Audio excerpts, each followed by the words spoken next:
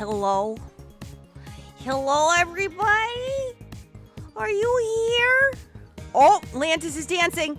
Lantis is dancing. Hello, Lantis. How are you? Are you dancing to the popular musical 8 Mile? I hope you are. I hope you are. Hello, everybody! Pee pee poo poo. Hello, Eskioto-san. Eskioto-san, arigatou gozaimasu. Konnichiwa. Hajimemashite, pizza desu. Yoroshiku onegaishimasu. I think I did it right. I think I used all my Japanese formalities into one. Welcome on in, everybody. Hopefully everyone's doing good. I see some folks in here.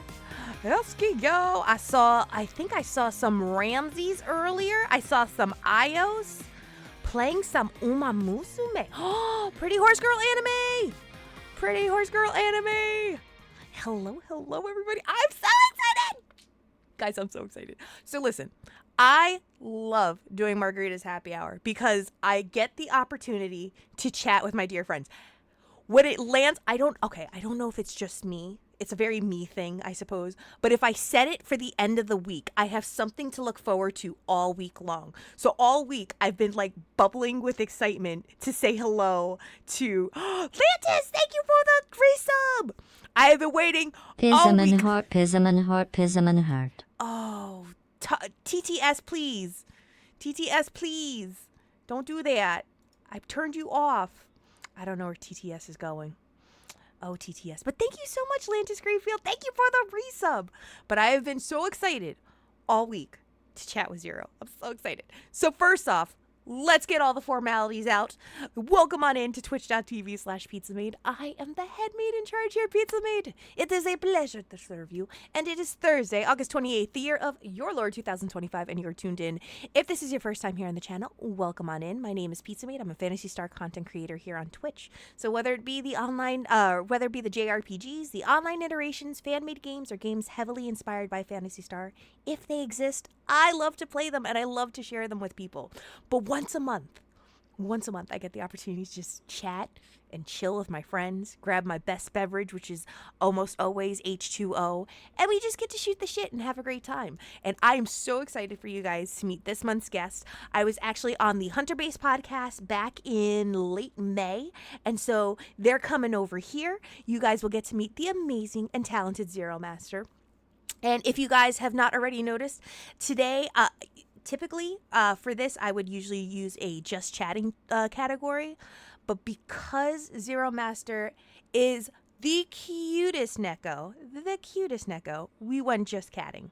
So people who might be expecting cats here, you're going to see cats. It's not the cat you expected. I need you to know that and be prepared. Me concocting my plan to get pizza into Xenoblade. Listen, take a number and get in line, Eskio. You are not the first. I think you might be the third. Sam was the first. Rocker 57 was the second. You may be the third. Please take your number ticket. And the deli person will get with you momentarily. No, I'm at the front of the side. But with all that being said, you guys, I am bringing on a very, very dear friend of mine. I was trying to recall, too, how we first met. I believe it was viewers from Zero's channel stopping by my channel, or viewers from my channel stopping by Zero's channel, and that's kind of how we connected. It was very serendipitous, and I enjoy those moments because I think those are really where the best friendships bloom. So I'm very, very excited to be able to introduce you all to Zero. So if you guys would be so kind. Oh, Gentleman J! Gentleman J, thank you for the raid! Oh, snap! Oh, the cat's coming. Oh, y'all just wait. The cat's coming. Grab your best drink. Grab your best snack. There's not going to be any game streaming tonight. We will resume our gaming next week. But this week, I want you guys to take a moment to get to meet my dear friend Zeromaster. I just have to call Zero. Zero, where you at? Ding, ding, ding, ding, ding. Zero, please. There. Hello? I called the pizza place and I tell them you have a pizza face. I knew it was coming. I was waiting with bated breath. Gentleman Jay, thank you for the raid. Raiders, welcome on in. We are doing a very special podcast episode of Margarita's Happy Hour, episode 15, with the cyborg Neko cat. This is officially a Just Catting stream now. Zeromaster, welcome on in. Hello, hello. How are you? And what a beautiful outfit you're wearing today. Oh, thank you. You as well. I know. Listen, I really think you pull off green. Green is your color. It is. It's been my color since I was a wee lad, seeing the Green Ranger on Power Rangers. Now, wait, did you also want like the cool, powerful flute and do the fluty thing? I have them. Oh, do you have them? I can literally grab it right now. Does it make the noise? Does it make the does. Shut the front door. No, just not. No, Yeah. Oh my God, I want to hear it. Okay, we will start this interview as soon as we hear the da da da da da da da da da. I think the battery's in it. Okay, if it is, that's okay, because in my heart, I'm singing the tune incorrectly. For the people in chat who are interested, I have the 15th anniversary Legacy Dragon Dagger. It's the one that was released back in 2017, I want to say. Ooh. It's been a while. I'm trying to remember the dates. It might have been earlier than that. Anyways, I'm a huge nerd for Power Rangers, so I had to have it. Listen, it's fair. And even Tuffymon, recognizing that you two are a Neko cat girl, just started going pss, pss, pss, pss, pss, pss, pss. That doesn't work on me. Come here, kitty. Come here, kitty. A nice try. But if you want to take a moment to actually formally introduce yourself to everybody here on Pioneer 23, who are you and what is your niche in this little slice of the internet? Hi, my name is Zeromaster. I'm your lewdsome Neko gender fluid cat girl, sometimes cat boy, sometimes cat dragon, sometimes whatever. That's what gender fluidity is all about. I can be whatever I want. Essentially a shapeshifter, but not really. My niche, I guess, would be retro stuff, retro games, indie games. I like playing multiplayer stuff. I just like having a good time with my pals, like Pizza Maid. Really? Thanks. I appreciate it. I feel like at some point you're going to like get one of those comical like long canes and pull me off stage back into PSO2. Listen, Listen, first off, I'm trying to remain calm because every time we chat, anytime we are in open lines of communication with each other, I learned this when playing back the episode of Hunter Base Podcast, I get abnormally loud with you. My Puerto Rican comes out and I get louder than usual. So I'm trying to maintain a sense of calm to, one, look professional, and two, not break everyone's eardrums. So I'm trying to keep everything very like, I'm smooth. I'm a smooth android. Listen, girl. If you at any point need to bust out into really fast Spanish, go for it. I know what Puerto Ricans are like. Listen, I don't want to do that to people because then people get scared and then everyone thinks that there's a time limit and something's going to happen when the time limit's up. I don't want to be that person. I've lived that life for far too long. So, but we're going to talk about PSO2 now that I know, we're going to discuss that. That wasn't in the questions. But now it is. Now we're there. We are there. But I actually wanted to start off this entire episode with the fan submitted question that we received, because I have zero context to this question, but when this question was posed to me to relay to you, I now believe in my mind that you are the main protagonist of a harem anime after this question was submitted to me. You had me context for it. Okay. So this is where it started from. A little birdie happened to notice that you are not only a member of Pioneer 23 on our Discord, but you're also a member of the official Anime North Discord. So the question to you that was submitted by me, or was submitted by this person to given to me, is: have you ever landed a room booking at the coveted Host Hotel? I don't think so. I don't know which one that would be. Okay. So this is okay. So wait, I have additional information. In the last 10 years, it's been the DoubleTree, the International Plaza, the DoubleTree again, and now it's the Delta. Yeah, okay. So no, I've never landed a room in that one because it's always too expensive. Okay. So does it involve host clubs? Like, are you a host, and do you have host clubs in said hotel rooms? Because that was where my mind went. I was like, oh shit, this is some Iran host high school shit. Let's go. I'm gonna be honest. I have no idea. I don't. There's a whole side of Anime North that I have not explored, just because it hasn't, because of timing and whatnot. Okay. So, the it's hard to explain. I know. Okay, I know things like Yaoi North exist in the 18 plus section. They do take place in the Delta / Doubletree / whatever the hell they call it. Mm-hmm. I don't really, ironically, don't really peruse that often. Okay. So, in fact, this last year, me and my group didn't go into the Delta at all.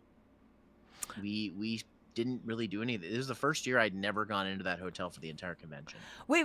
So is it okay? So is Anime North then a series of hotels with different things happening in each different hotel, or is this like a legitimate hotel where lodging accommodations happen, but surprises can happen once the convention's closed for the night? So Anime North is one of the biggest conventions in Ontario, Canada. Okay.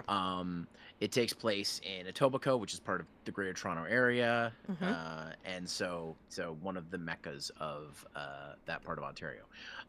So there's a building called the Toronto Congress Centre, or the TCC. There's two buildings actually. That's where most of the stuff takes place. One of them is basically just the dealer's room and the artist alley, and the other one is for like all the gaming stuff. Mm-hmm. And then across the street is the Delta, Doubletree, whatever you want to call it, and that's where most of the panels are hosted. There's also the Maid Cafe. There's also, like I said, the Yaoi North and 18 plus stuff. Okay. But to be honest, most of the times when I go to the Doubletree is for panels. I have thought about going to the Maid Cafe a few times, but one, it's really pricey, and two, it's usually really busy, so it's really hard to get in. Okay. So yeah, but yeah. So what this person is asking, I have no idea. So you don't know if you've ever been in one of the coveted host hotels, or you've never been in any of these hotels? I've been in the hotel. What they're asking about, I don't know. I've never booked one of the hotel rooms there because they're really expensive. Okay. To be honest, I used to go for the Sandman, and then it got really expensive, and then now I don't live that far from the convention. I live close to the Greater Toronto Area. I just drive every day. Okay. Because it actually costs me less to pay the gas than it is to get a hotel room now. They're expensive. I believe it. I believe it. Even Lantis is saying, but Delta has that restaurant with the onigiri and the all-night movie viewings. I didn't know. I've never heard of a hotel that has that, and now I want to go. I don't know what they're talking about. I have no idea. Lantis is a frequent Anime North goer, so I'm going to trust on what Lantis is saying. I've never been there, but I trust on that. Lantis, maybe next year we got to meet up and you got to show me, because I have no idea.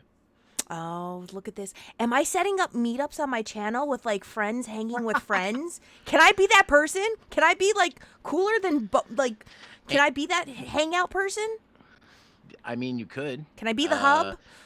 And just to quickly answer why I'm even in the Anime North Discords is in 2024, I was hosting VTuber panels, and I tried to set up a meetup, but I forgot the fact that most VTubers don't want to show their face. So trying to get a meetup happening with VTubers to hang out wasn't going to happen. Oh, that's hard. That's hard. Yeah, I brought all my capture equipment and stuff. I'm like, hey guys, we can record videos and play Mario Party or something, and it's free content. Like, I've got a YouTube channel that has like over 2K subscribers. I can give you guys free promotion, but nobody was interested. So I was like, okay, it is what it is. Maybe people will change their tune as time goes on, but yeah, I am. I always have my capture equipment on me in case somebody's like, hey, can you come to our hotel room and we can record some videos? I'd be like, hell yeah. Okay. Listen, I'm supposed to go on a maiden voyage to Canada in 2026. Sam. You are? So chat said it. And the way we're spinning this is we're going to make it sound like Sam suggested it, and we're just going to keep reinforcing. Sam, don't you remember that time that you said that you and Pizza are going to go to Canada in 2026? So he'll eventually be like, I guess I did say that. We're going to try to butterfly effect it, and then we're going to go to Canada. Yeah. Pizza, if you come to the Toronto area, I will show you a good time. Listen, there's many visitors of Pioneer 23 are Canadian residents, and they are all willing. All I ask is just let me get Timbits. Just Let me get some Timbits. Oh, I'll get you a 50-pack of Timbits. Timbits. That literally, I listen. My only exchange of currency needed is Timbits. I will gain 10 pounds, but I will have 10 pounds of happy Timbits in me, and that's all that matters. This is a tradition I do when it's somebody's first time coming into the country. Oftentimes, I'm picking them up from the airport because the Toronto airport is hell, and if you have somebody there who knows the place, it's easier. What I typically do is I bring a pack of Timbits with me. So if it's their first time in the Toronto area, I'd be like, here you go, here's my peace offering. And 9 times out of 10, I don't get any Oh, because people want to savor that experience, which is totally fine because I can get them anytime I want. So you understand then that I'm going to share like 2 or 3 with you, and then the remaining 47 are mine. Yeah, well, Esky, I've told you this. I've threatened you.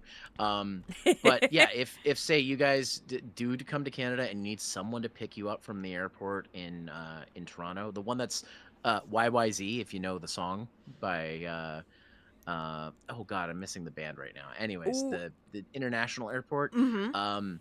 I am more. It's not that far out for me. I am more than happy to come pick y'all up and drop y'all off and maybe take you out for dinner or whatever. Well, So, the goal right now is to convince Sam that he's the one that suggested it. So we're still on step A.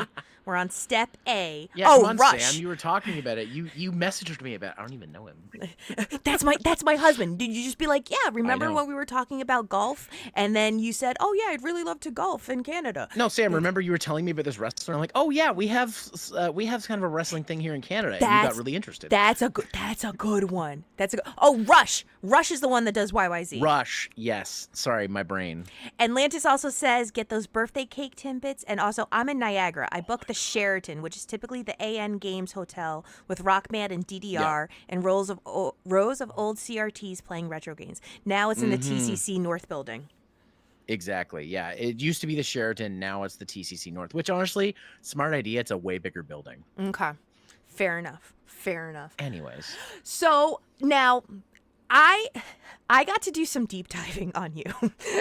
And that was Okay. I just put my face into my hands. We gonna chat. We got some stuff to discuss.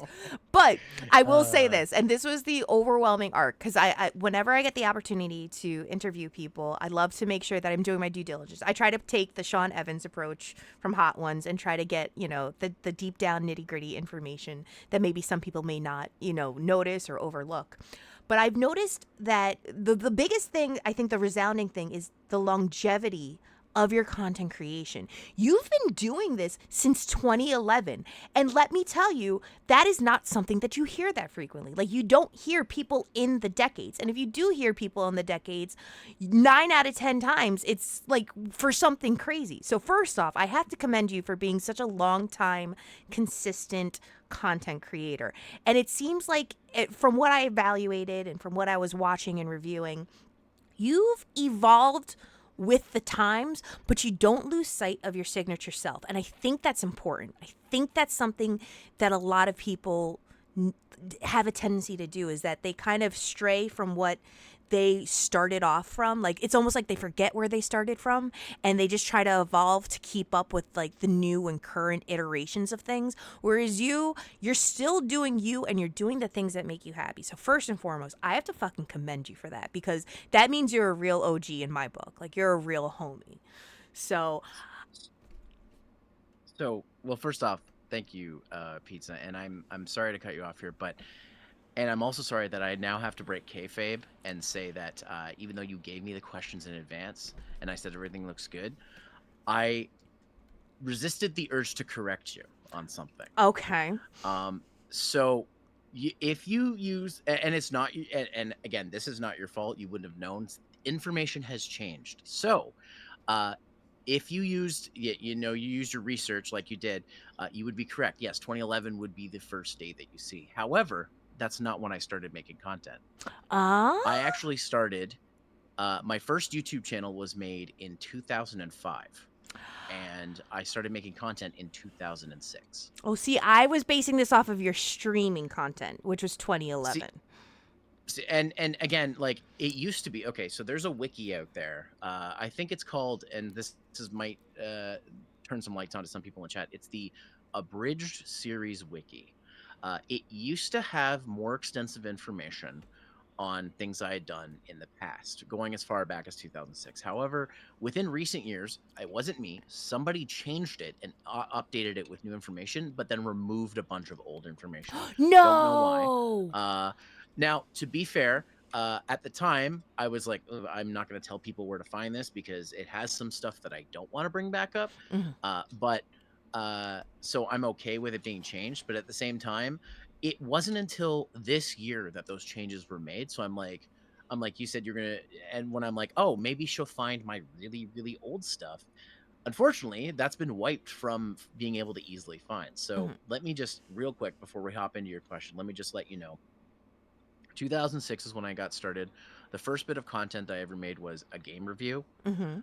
and then I moved over to making, doing voice acting, and making a bridge series. I think we talked about this on the Hunter Base podcast. I Mhm. asked if you knew anything about it, and it sounded like you weren't too familiar. So I'll Mm-mm. just keep this a brief.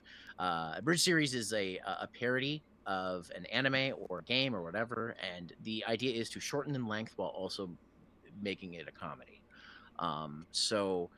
In 2008, from 2008 till about 2012, 13, I think is when the last one I made, Mhm. I was 100%. My thing was most of the content I made was voice acting and parody stuff. However, in 2009, I did my first Let's Play of Mega Man X with my pal Canadian Jutsu on my original Zeromaster channel because it was still up at that point. It's now the name is now owned by the speedrunner, the Doom speedrunner, who has the same name, which I didn't know that you could get suspended account names back, but I found out too soon. So he has the Zeromaster channel now, um, even though it Mm. originally was mine. And so, uh, and on my YouTube channel, and here's the thing, on my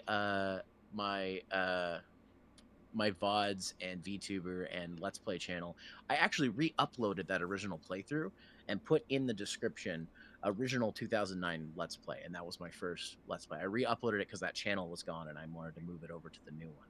So, and I made the new channel, that Let's Play channel, in 2010. And I think the first thing I uploaded was Oh. a Pokemon Emerald Let's Play. It's been a while.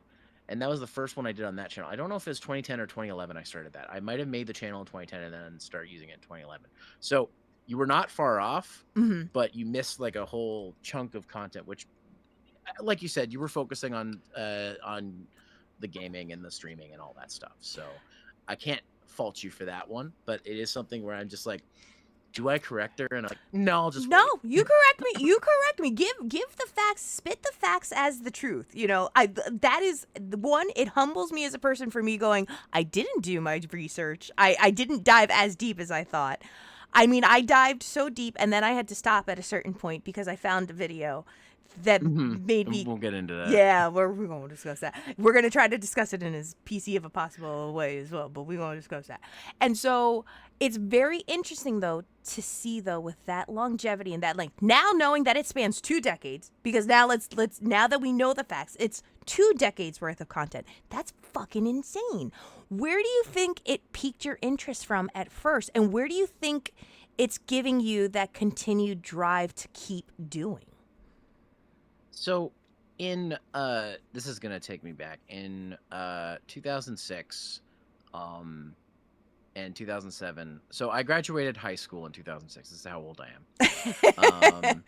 And I went right into college. Like I got into college. I got into a 12-month program, which was not normal at the time. Mhm. But I did 3 semesters right out of like right after high school in September 2006, ending in August of 2007. I took my first time going to college, which was for web development and graphic design. There I met some friends who were like-minded, and we were getting into video content on the side. And I had a friend of mine say, "Hey, you're into YouTube?" I'm like, "Yeah, I use YouTube."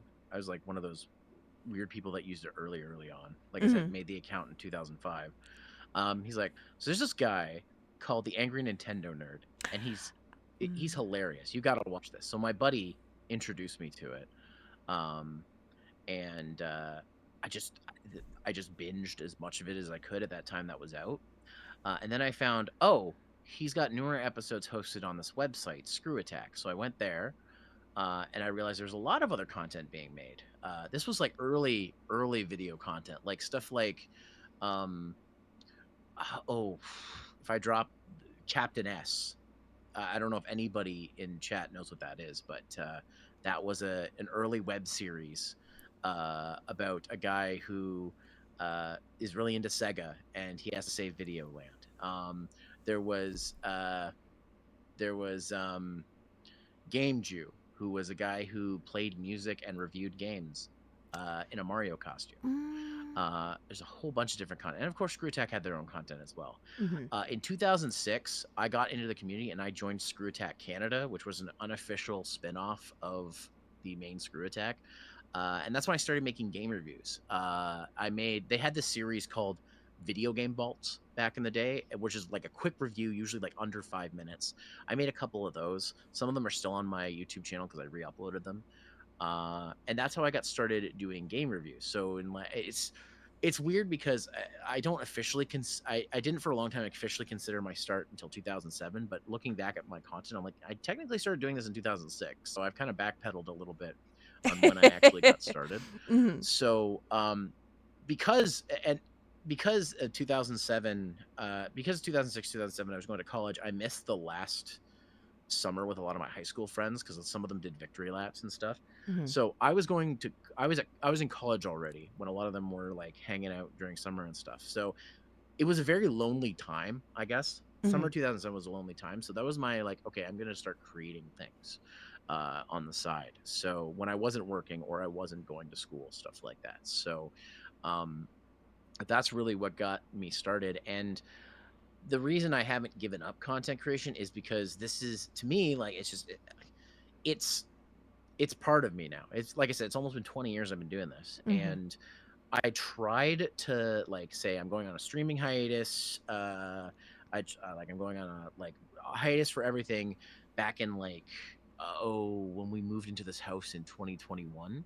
Because it was a last minute move. We only had 2 weeks to move. And so we had to like scramble to get stuff.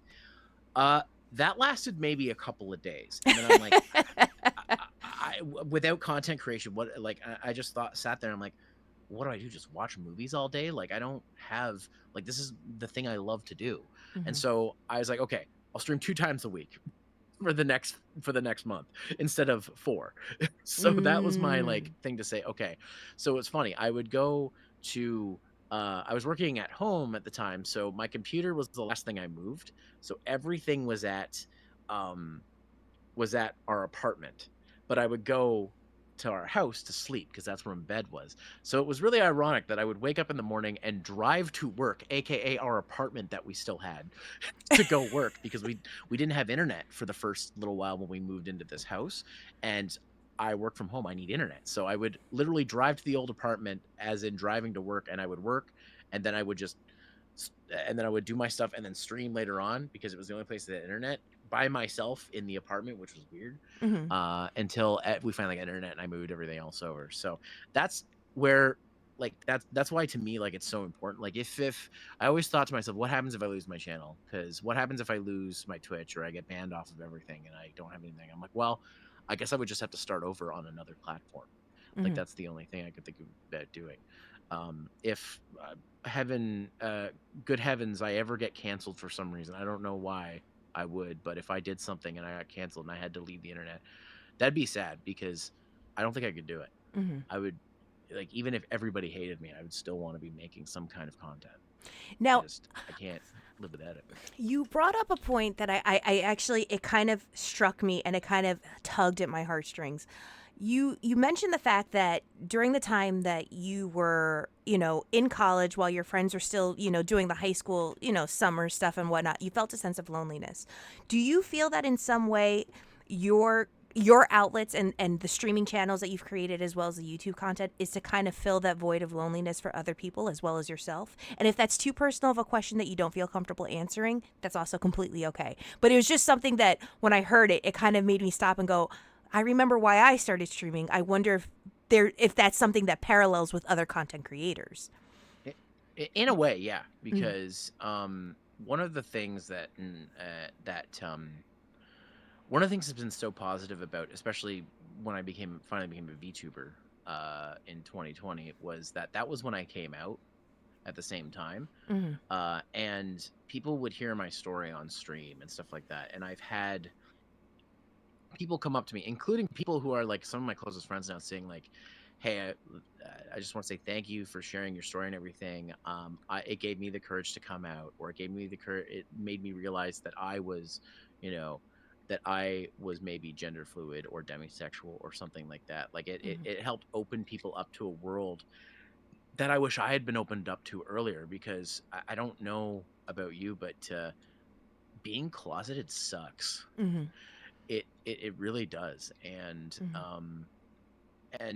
the fact that my silly stream can give some people the courage to take their own journeys in life, like that's why it keeps me here. Like even if even in the worst day, if I'm having the worst possible day, like streaming and making content just makes me happy, because I know somebody out there is going to get something out of it. And I at the end of the day, it's always for me. I have to like what I'm doing, but if somebody else out there gets something out of it, then that's just a positive to me.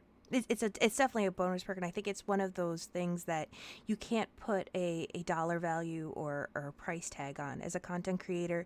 To know that, for myself personally, I think kind of my ethos behind being a VTuber and a content creator is that I never want anyone to feel alone. I never want people to feel that they don't have some type of support system. And even if it's just the support system of someone, just telling you, I'm rooting for you, I'm in your corner, there's that little bit goes a long way, because I think the lack of empathy that we have in this world is definitely rough. And I'm not going to get too deep into it. I'm not going to make things too heavy. I want to make sure that this is a lighthearted episode.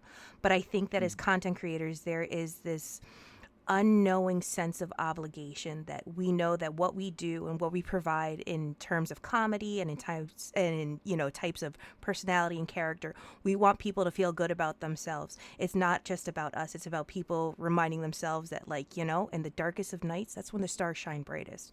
So I think that's what really resonates with you as a content creator, and I think it's what's resonated with you for such a long time. But I'm going to be honest with you. Point blank, I'm a no bullshit kind of person. I feel a little unfulfilled because you haven't done a Phantasy Star JRPG game review on PowerPlays, and I thought what we had as friends was special, but I haven't seen any Phantasy Star 4 content on PowerPlays, on the Zeromaster channel, on the streams. So I thought, Coño, that what we had was fucking special, but you haven't done Phantasy Star 4 yet. She busted out the coño. Okay, pendejo, ¿qué tú haces?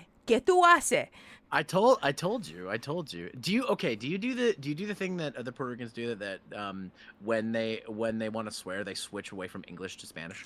I kind of go through the waters. I go through the channels, and Spanglish kind of comes out. So I'm like, who the hell do you think you are? Mierda carajo. And then people will be like, I don't know what she's saying. What is she saying? Make it stop. And then my husband's just like, let her go. It's funnier that way. By the way, this is a misconception that even my brother, who appears on the PowerPlays channel, makes. PowerPlays is not reviews. It's Let's Plays. It's Let's Plays. But I'm just saying, on the channels alone, because I looked. There was no Phantasy Star 4. You know what I did see, though? I saw, and here's where you got me riled up. And I'm really glad that you didn't see me checking this stuff out. What I did see, though, was I saw X4, I saw Mega Man X4, I saw Streets of Rage, I saw Pocket Monsters, I saw Gemfire, and you were even holding in one of the videos a Sonic 06 in your hands. So you had Sega stuff, but you haven't played the Sega stuff. And I wanted to know, what have I done to hurt you? What have I done to hurt you that you haven't done Phantasy Star? Well, first off, don't take it personally. Second, Pizza, let me level with you. Oh shit! Hold on. Let me straighten up my chair. Let's go. Okay. I grew up I grew up until a certain time strictly a Nintendo kid. My first console, my favorite console of all time, is the Super Nintendo. Yes, I was in that camp. I was in the Super Nintendo is the best 16-bit console camp. Not that I didn't like Sega Genesis, I just did not own one. Though my rich friend Corey had everything, so we would just play Sega at We his all house. have that rich friend in the neighborhood. I know. And then my friend across the road, whose name was Scott, he was not as well off, so he had the NES. So I didn't have a Nintendo, so we would go to his place to play Nintendo, and then our place was for the Super Nintendo or later N64. And then my friend Corey, he had everything, but he's like, "You're the Sega guy because you have all the Sega stuff." So we would go to his place and play Sega. The first time I played PlayStation is when he rented a PlayStation and a copy of Mega Man X5.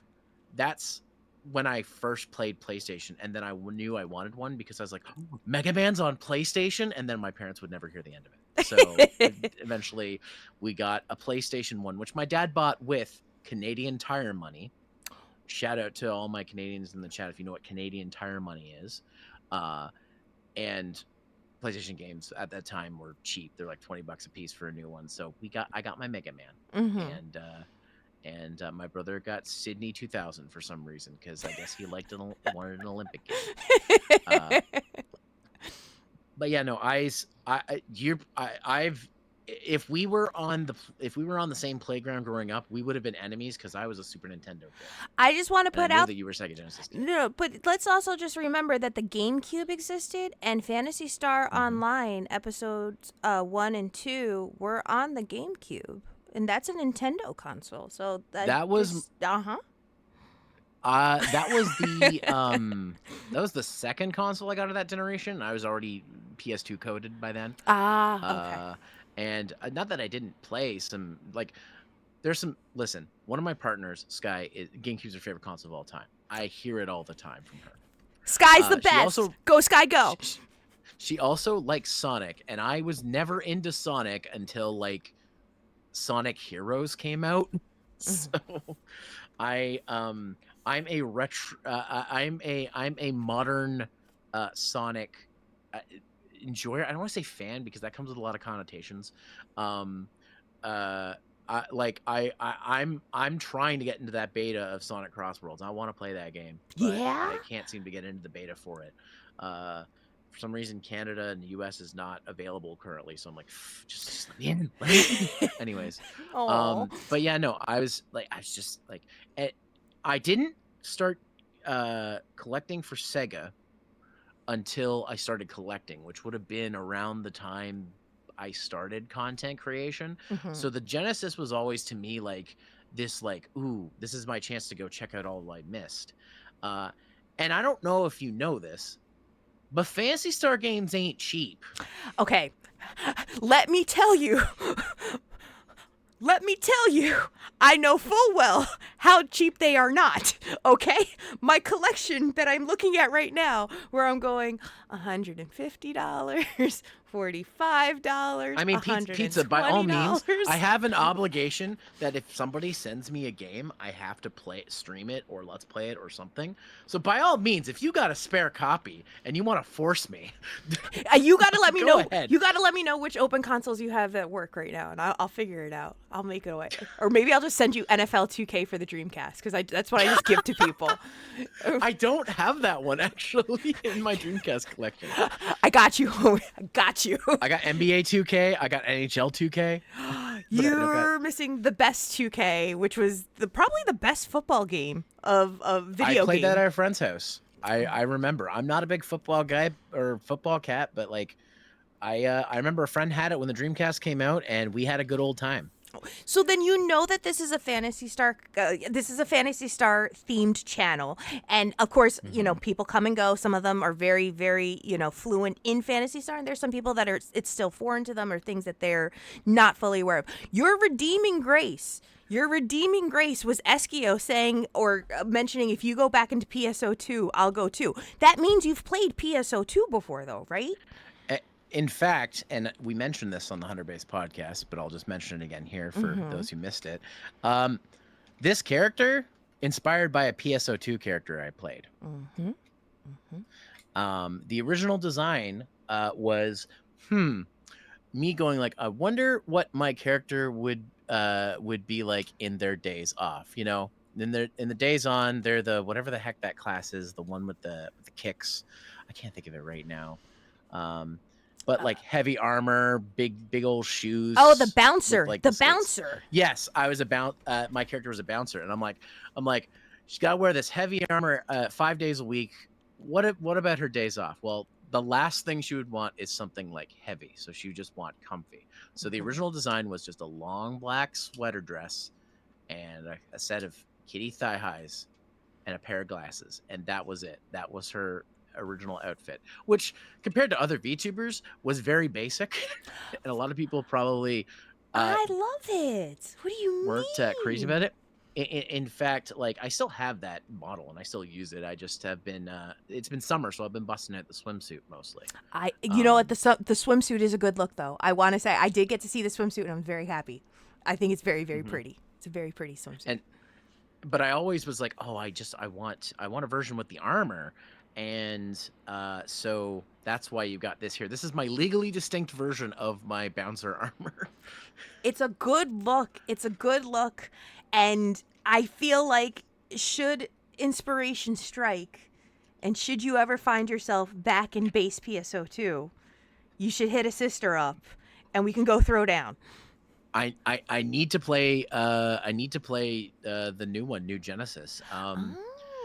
Now now I don't got a lot of space on my computer, but if it Ah. works on Xbox One, I will dust that off. I want to Just to play say that game.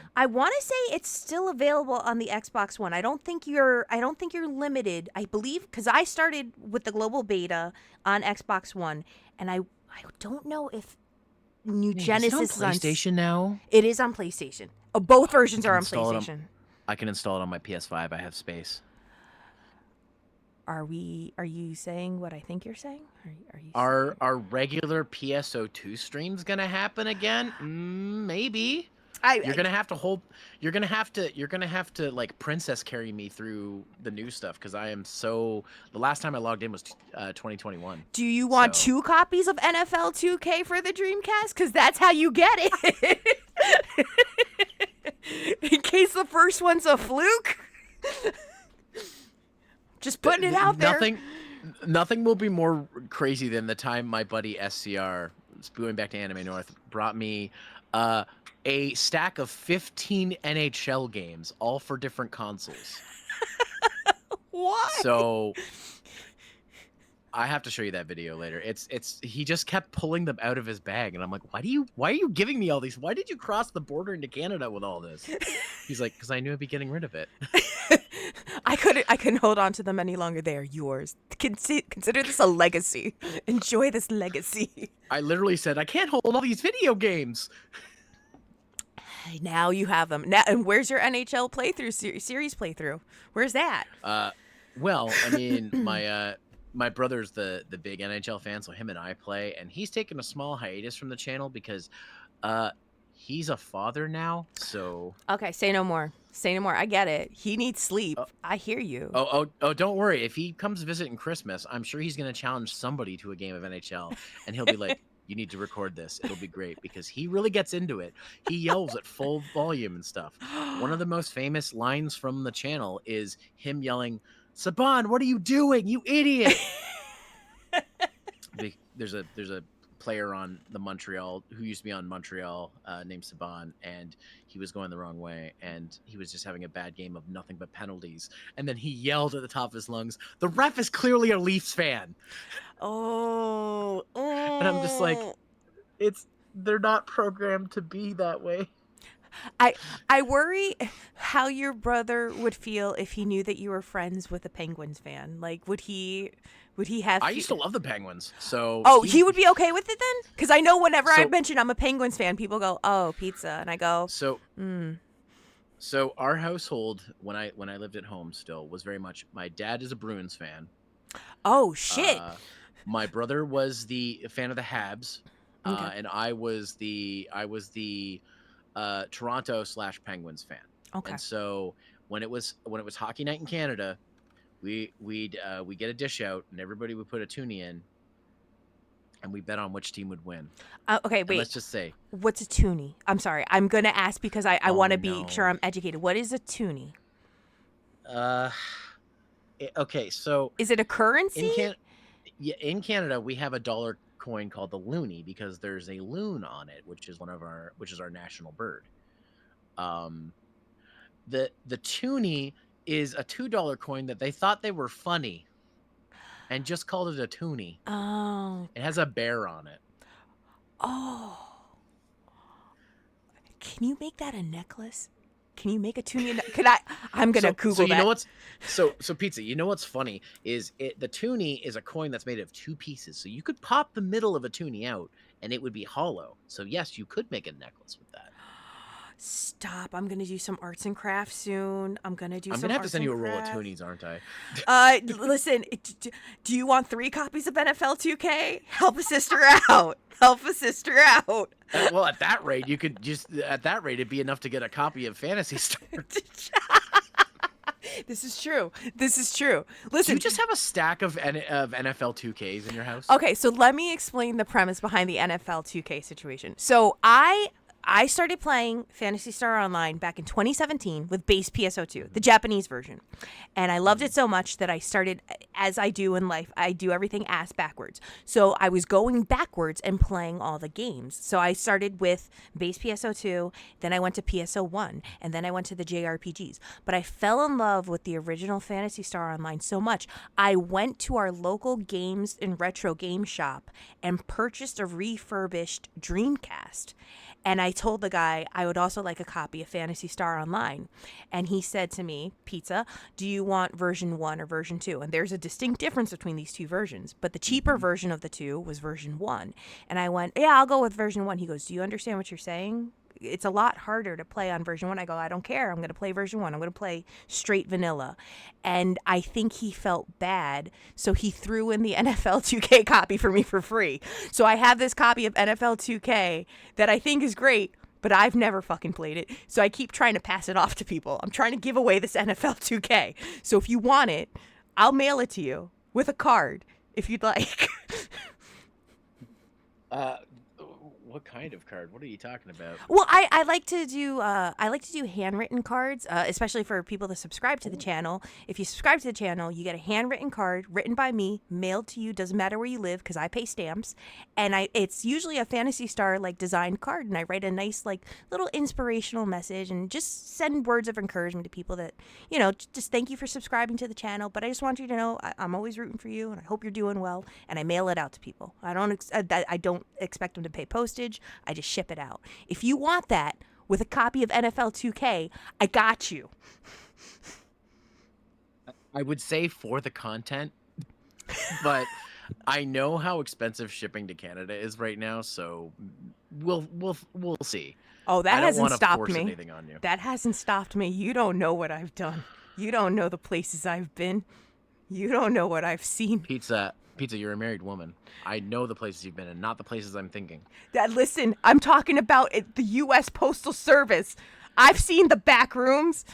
Sometimes I have to get some packages from back there. I've seen shit. Jingle, jingle, the back rooms? No, not that. See, I knew that we were going down that road, which is going to lead me to my next question. What the fuck did I watch? Oh. Because we have to explain this.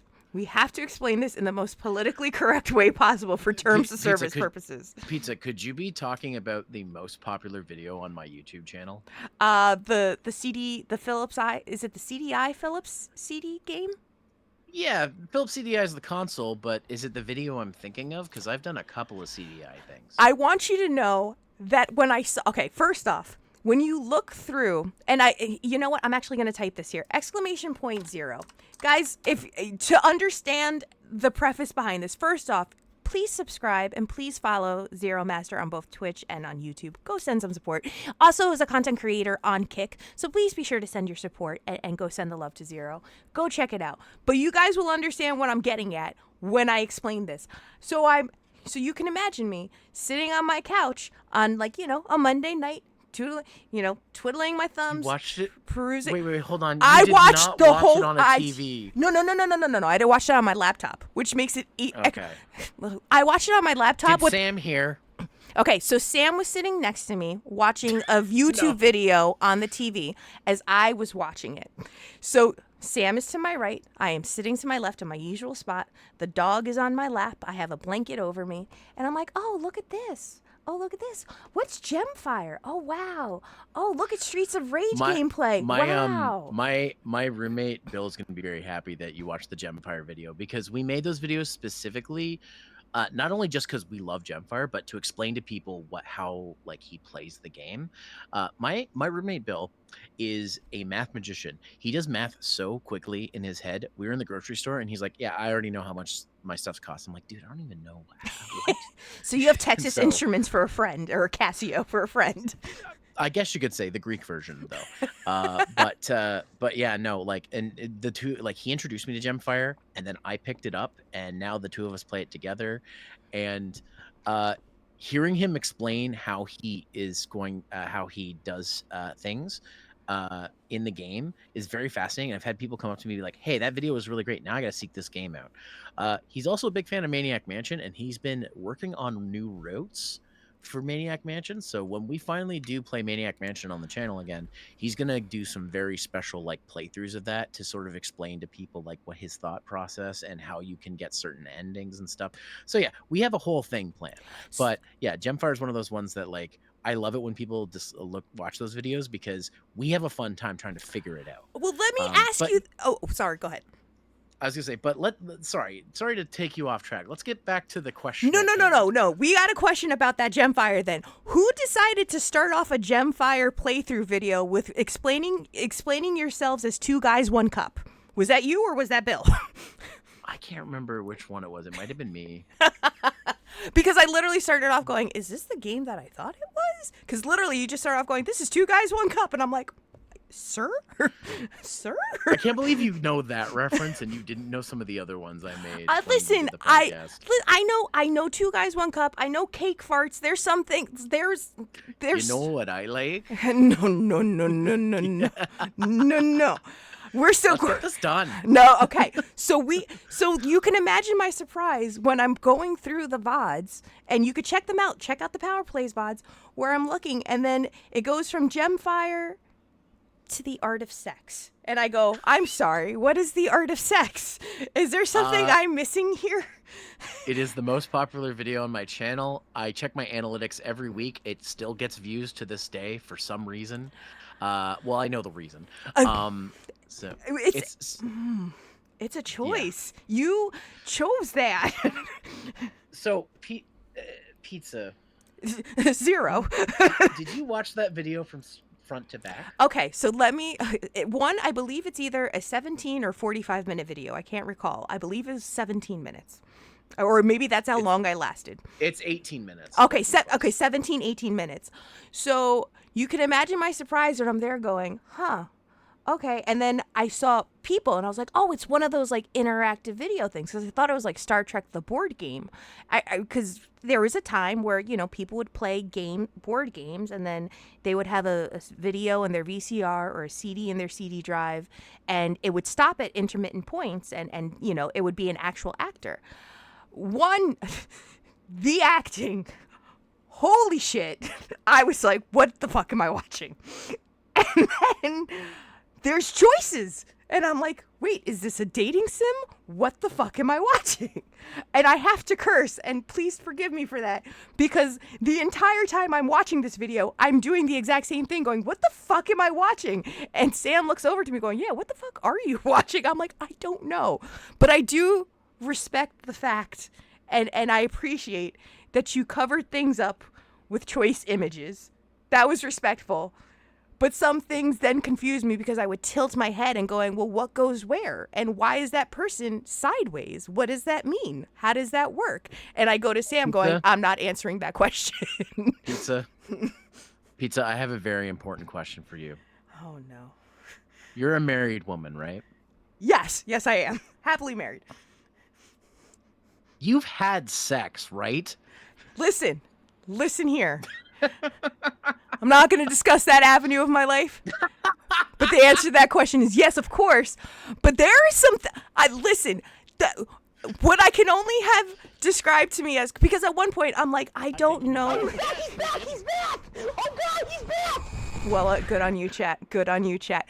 Oh God, there was guys, she really is vanilla. Oh. There was things that I didn't fully understand because, and here's my point of contention, Zero. Here's my point of contention, is that the way you have put the cover-up images on those things, it leads the mind to go, I can't tell if that person is sticking their foot down someone's butthole and is like using it like they're putting on pants, or if something else is going on and I can't make what of it. And so I'm there trying to establish what it is I'm witnessing with a cover up, and Sam going, I'm not helping you on this one, honey. I'm not helping you on this one. Pizza. Do I need to call up CJ and say, hey, we need to redo that Let's Play and include my friend Pizza made? If that happened, Zero, I don't think you're ready for that much sadness, because you're going to sit there the entire time going, Pizza what? And I'd be like, literally, there's one image, and I was later explained to me, I think it was called railing or something like that, but it looks like someone's wearing someone, like they're putting on pants, and I was like, what the fuck am I looking at here? I couldn't make sense of it. And I went, okay, I'm going to see this through to the end, because I have to understand the choices. Which, by the way, again, I need to reiterate, the actors in the video game, they're not good. Like, it was painful. It was painful. Next time on PowerPlays, we'll show Pizza the uncensored version. I don't want to see the uncensored version. No, I do not. I do not. My mind wandered with so many of the images. So many of them. And then I'm there going, I'm like, is that him opening up her inner heart chakra? What am I looking at here? What's going on? Is this a yoga pose? I couldn't make sense of it. And of course my husband's giving me that, oh, you sweet summer child look. And he's just like, really, honey? And I'm like, do you? And he goes, I'm not answering this. This is not my interview. And I'm like, it's research. He's like, show you next time. Well, no, no. It's for content. It's for content. It was just a lot to take in. But I told myself, damn it, if I'm this far down into the VODs, I'm gonna see this through.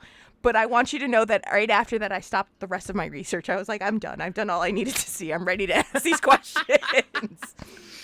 It was too much for research. Me. Well, the thing is I'm there and I'm tilting my head. I had to pick up the dog and put him on the ground because I'm tilting my body in certain ways to see if I can make sense of what's going on. And Sam's just like, what are you doing, honey? And I'm like, trying to make sense of what the fuck I'm looking at. And he's like, what do you mean? And I'm like, this is the weirdest ice skating pose I've ever seen. And he's like, that's not an ice skating pose. And I'm like, are you sure? And he's like, no. It's a lot to take in. Lantis. Why is the dog involved? No, the dog was not involved. No animals were involved at any point of this research. Maybe doggy style, but that's it. No, God, this VOD. Oh, the views on this VOD. I can't wait to send you the link to this VOD. It was a lot to take in. It was a lot to take in for a video game that it was clearly meant for educational purposes, right? It was clearly an educational purpose video. Like, I was assuming it's a school video? Originally, The Joys of Sex is a book. And because the CDI had a somewhat of an educational and interactive focus, like the whole point of the CDI, it was an interactive device and a video game console second. So this is technically a visual novel / eroge game, but it's based on the book. So the idea is you would have the CD if you're a super rich person who could afford a CDI, you would have the book, and then you would have the companion CDI disc to go with it, so that you could see things. Now, we didn't have the book, and you can find the book. It's I don't know if it's public domain, but you can find it, like PDFs and stuff of it. But the whole point of doing this video was I didn't let my friend CJ see what I was putting in there, and I wanted to see his reaction. and you are not the only person who I continue to get reactions from that video from. So it's been this weird kind of experiment where people will message me saying, Zero, what the fuck was that? And I'll be like, oh, what did you think? And they're like, I what?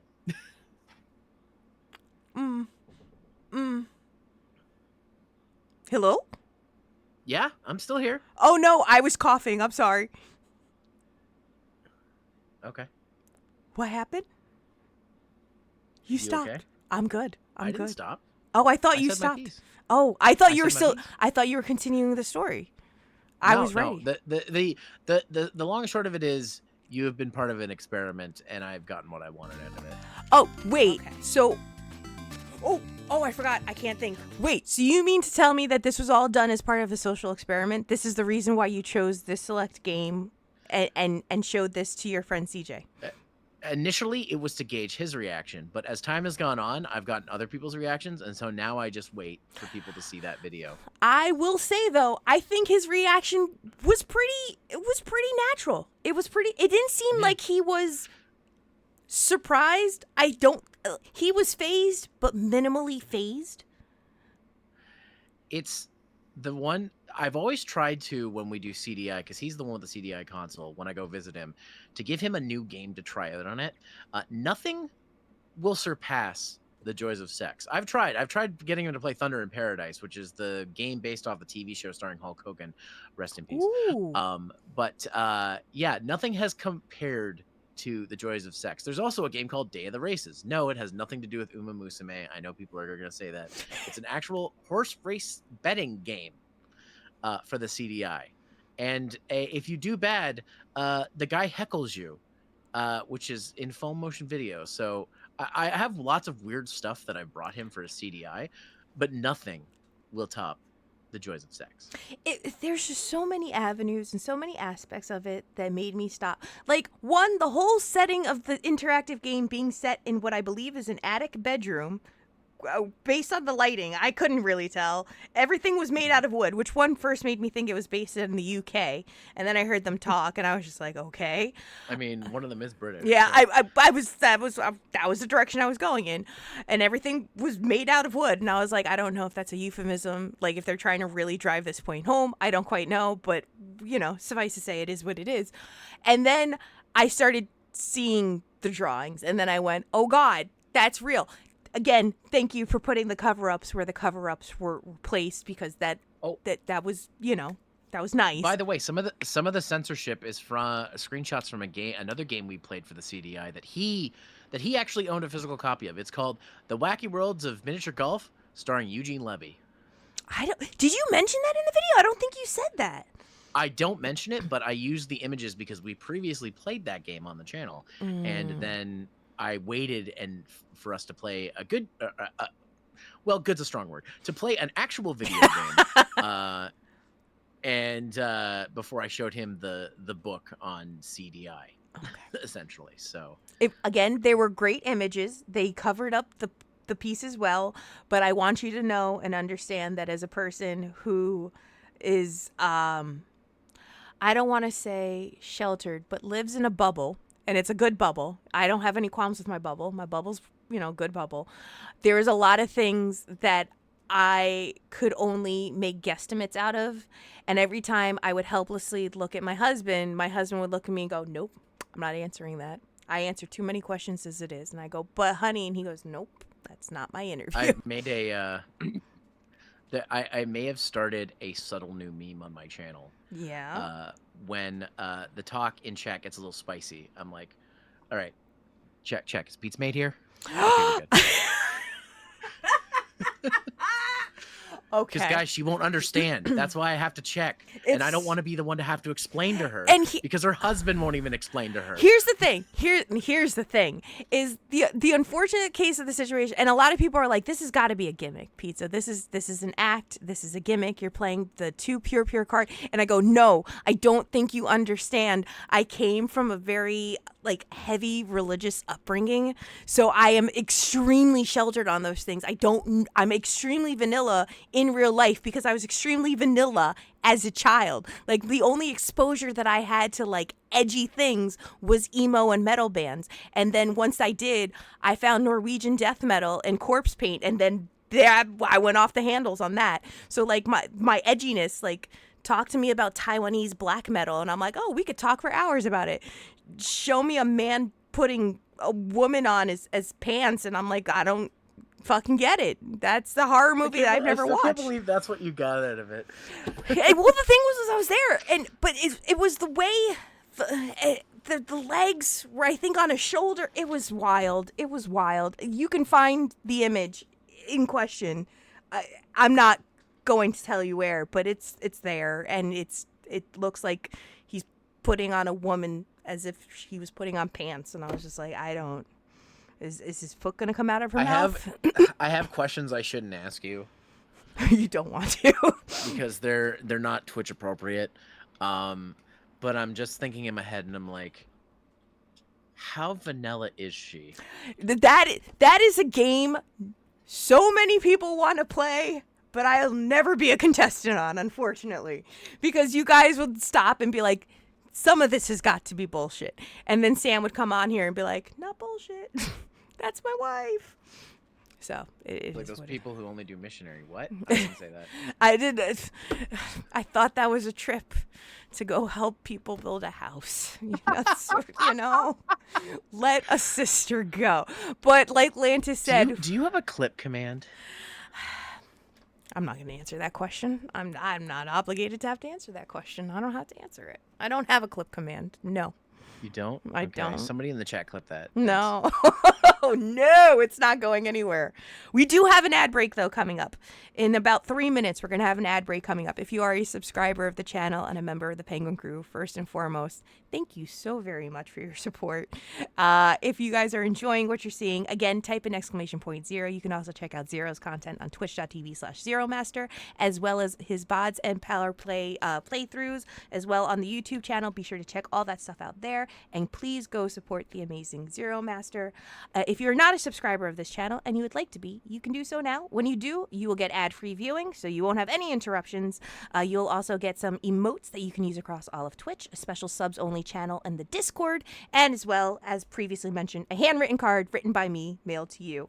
So if that's stuff that you're interested in, or if you want to use your private gaming sub, please feel free to. If you actually want to hold on to that for another content creator like Zero, go send that subscription over to Zero. It's totally understandable. I get it.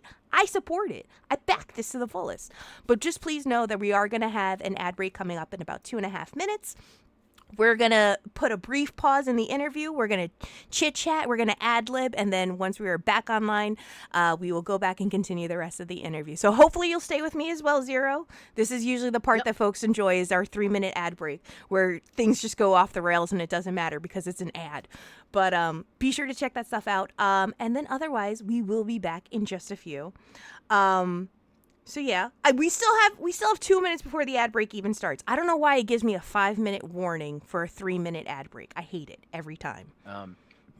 Pizza, just so you know, while you were doing that, I took the liberty of clipping it myself, and I have saved it. So even if you delete it, I have it forever. Why would you do that? Why? See, now you're down to 2 NFL 2K discs. See how that happens? You see how that works? Red Tamaki, I finally catch the infamous pizza made online, and I gotta say, this is a first impression of your streams. Oh no. Listen, Tamaki, listen. I'm a good kid. I'm a good fucking kid. I'm maybe naive. Pizza. I may be oblivious. What? Pizza, would you say that you're a good girl?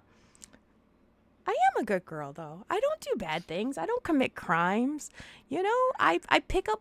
I don't like littering. I pick up my recycling. It's impossible, chat. You see what I have to work with here?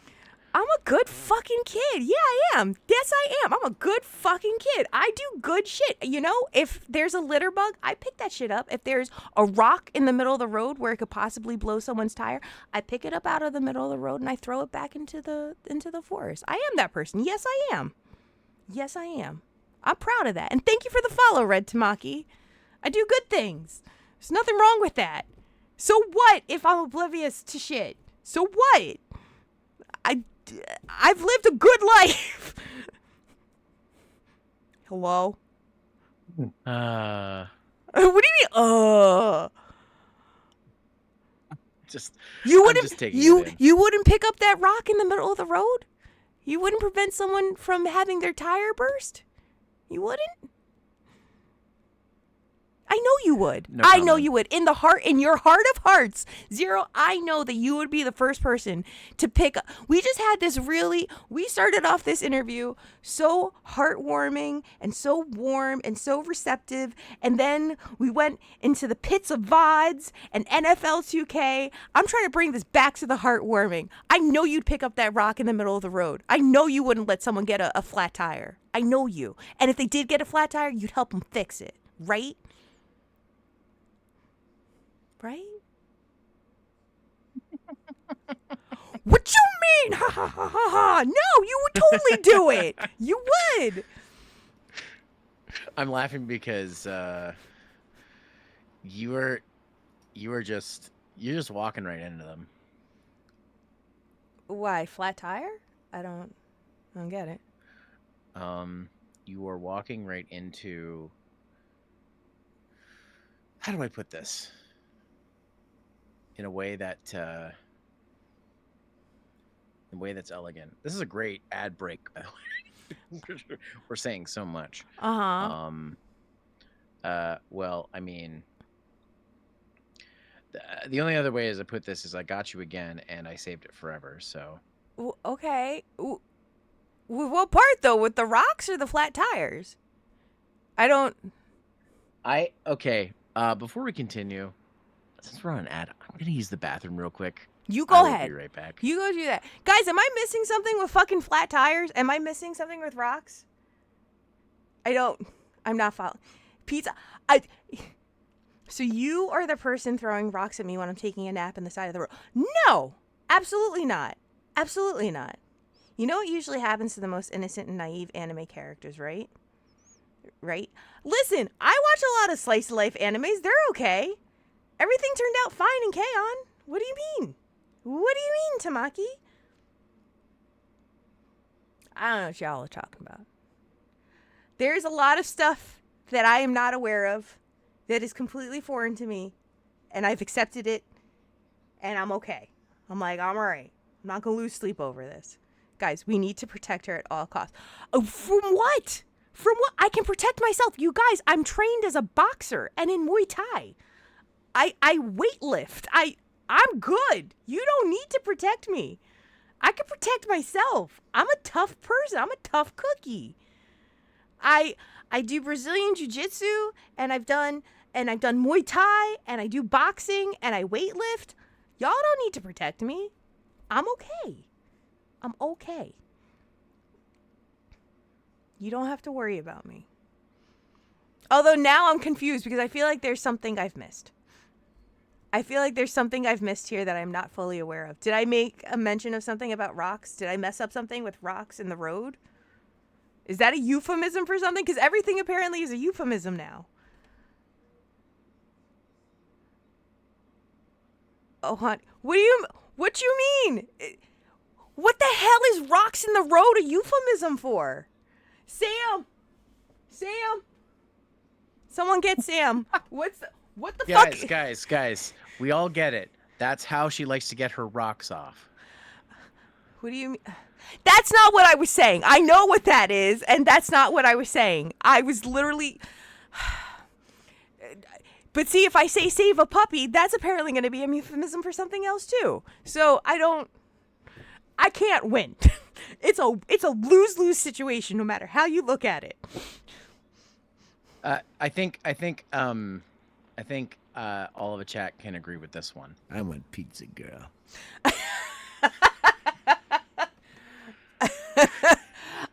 No, I'm not. I'm not baited, and that has nothing to do with the Goonies. That has nothing to do with the movie The Goonies. No, because every time I would see that, I'd go truffle, shuffle, and they'd be like, "Pizza, what are you talking about?" I'm like, the movie Goonies. That's what they're talking about, right? And they're like, "Oh, it's not." I feel like there's gonna be when our schedules align better. There's gonna be a time where we do like I have you on for PowerPlays and we do a game together. I'm like, oh, Pizza, cover your eyes. You're like, why? What am I? Be like, oh. I told you to cover your eyes. Watch how fast I log off. Watch how fast I disconnect my computer. Watch how fast I unplug it. I'm gone.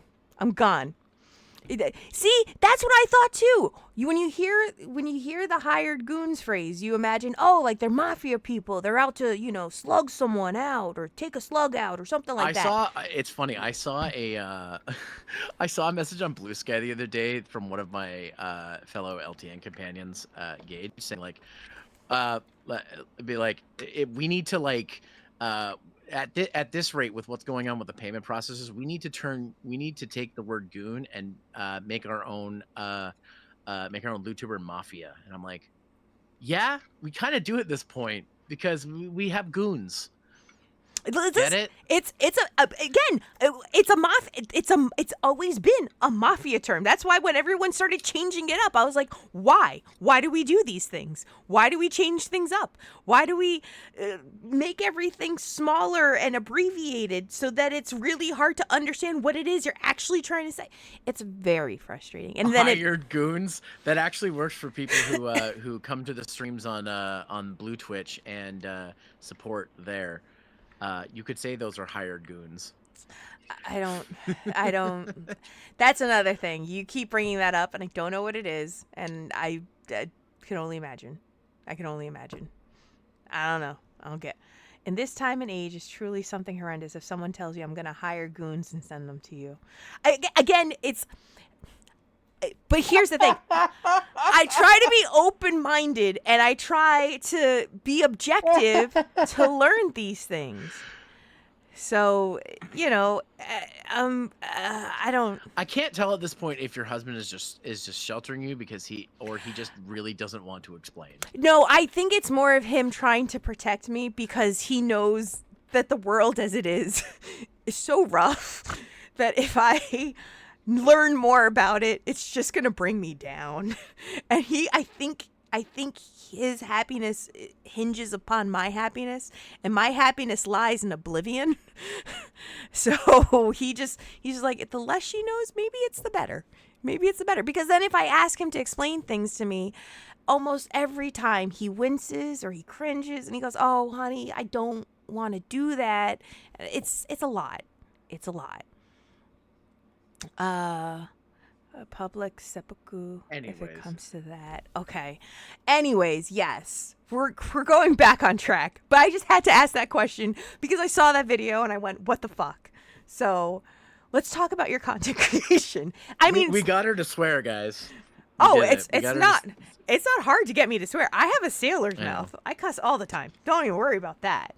But I do want to bring up an important discussion, and I think this kind of actually goes down in two different paths. So I'm going to start it off with this lead question, and I want to see where it kind of goes and where we kind of develop from there.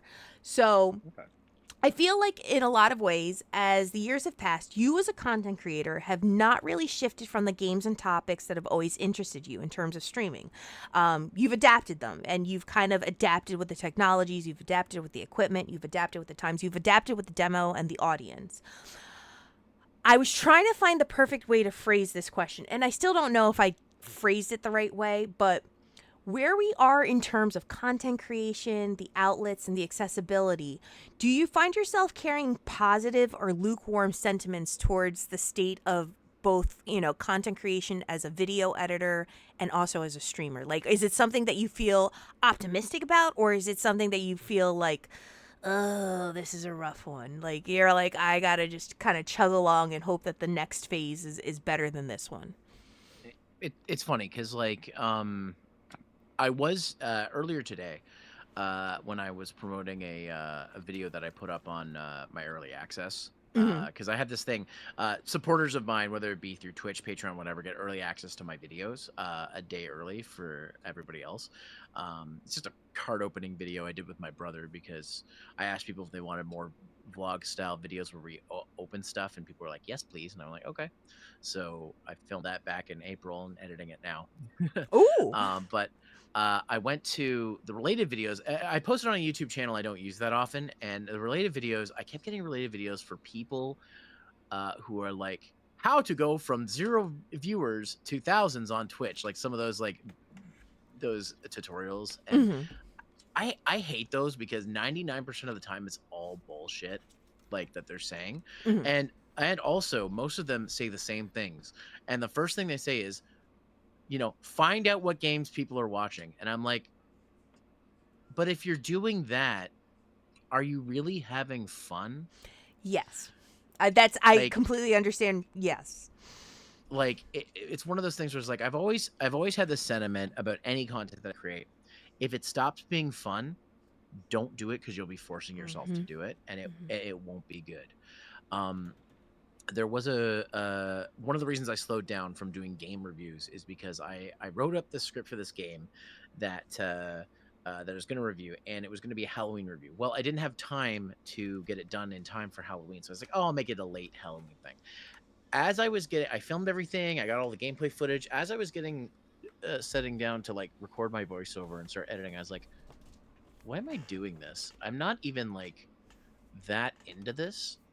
Like at first when I wrote the project, I was like really into it, and I was like, oh, I'm gonna do this. This is gonna be a great video. But like, I sat down and I'm like, I'm just kind of doing this out of obligation now. Mhm. And do I really still have the same drive for this project? And every time I thought about it, my thought was, I don't have the same drive for this project. So I said, I'm just going to step back and I'm not going to do this. Even though I put in all that effort, I recorded all the gameplay footage, I filmed all my camera segments.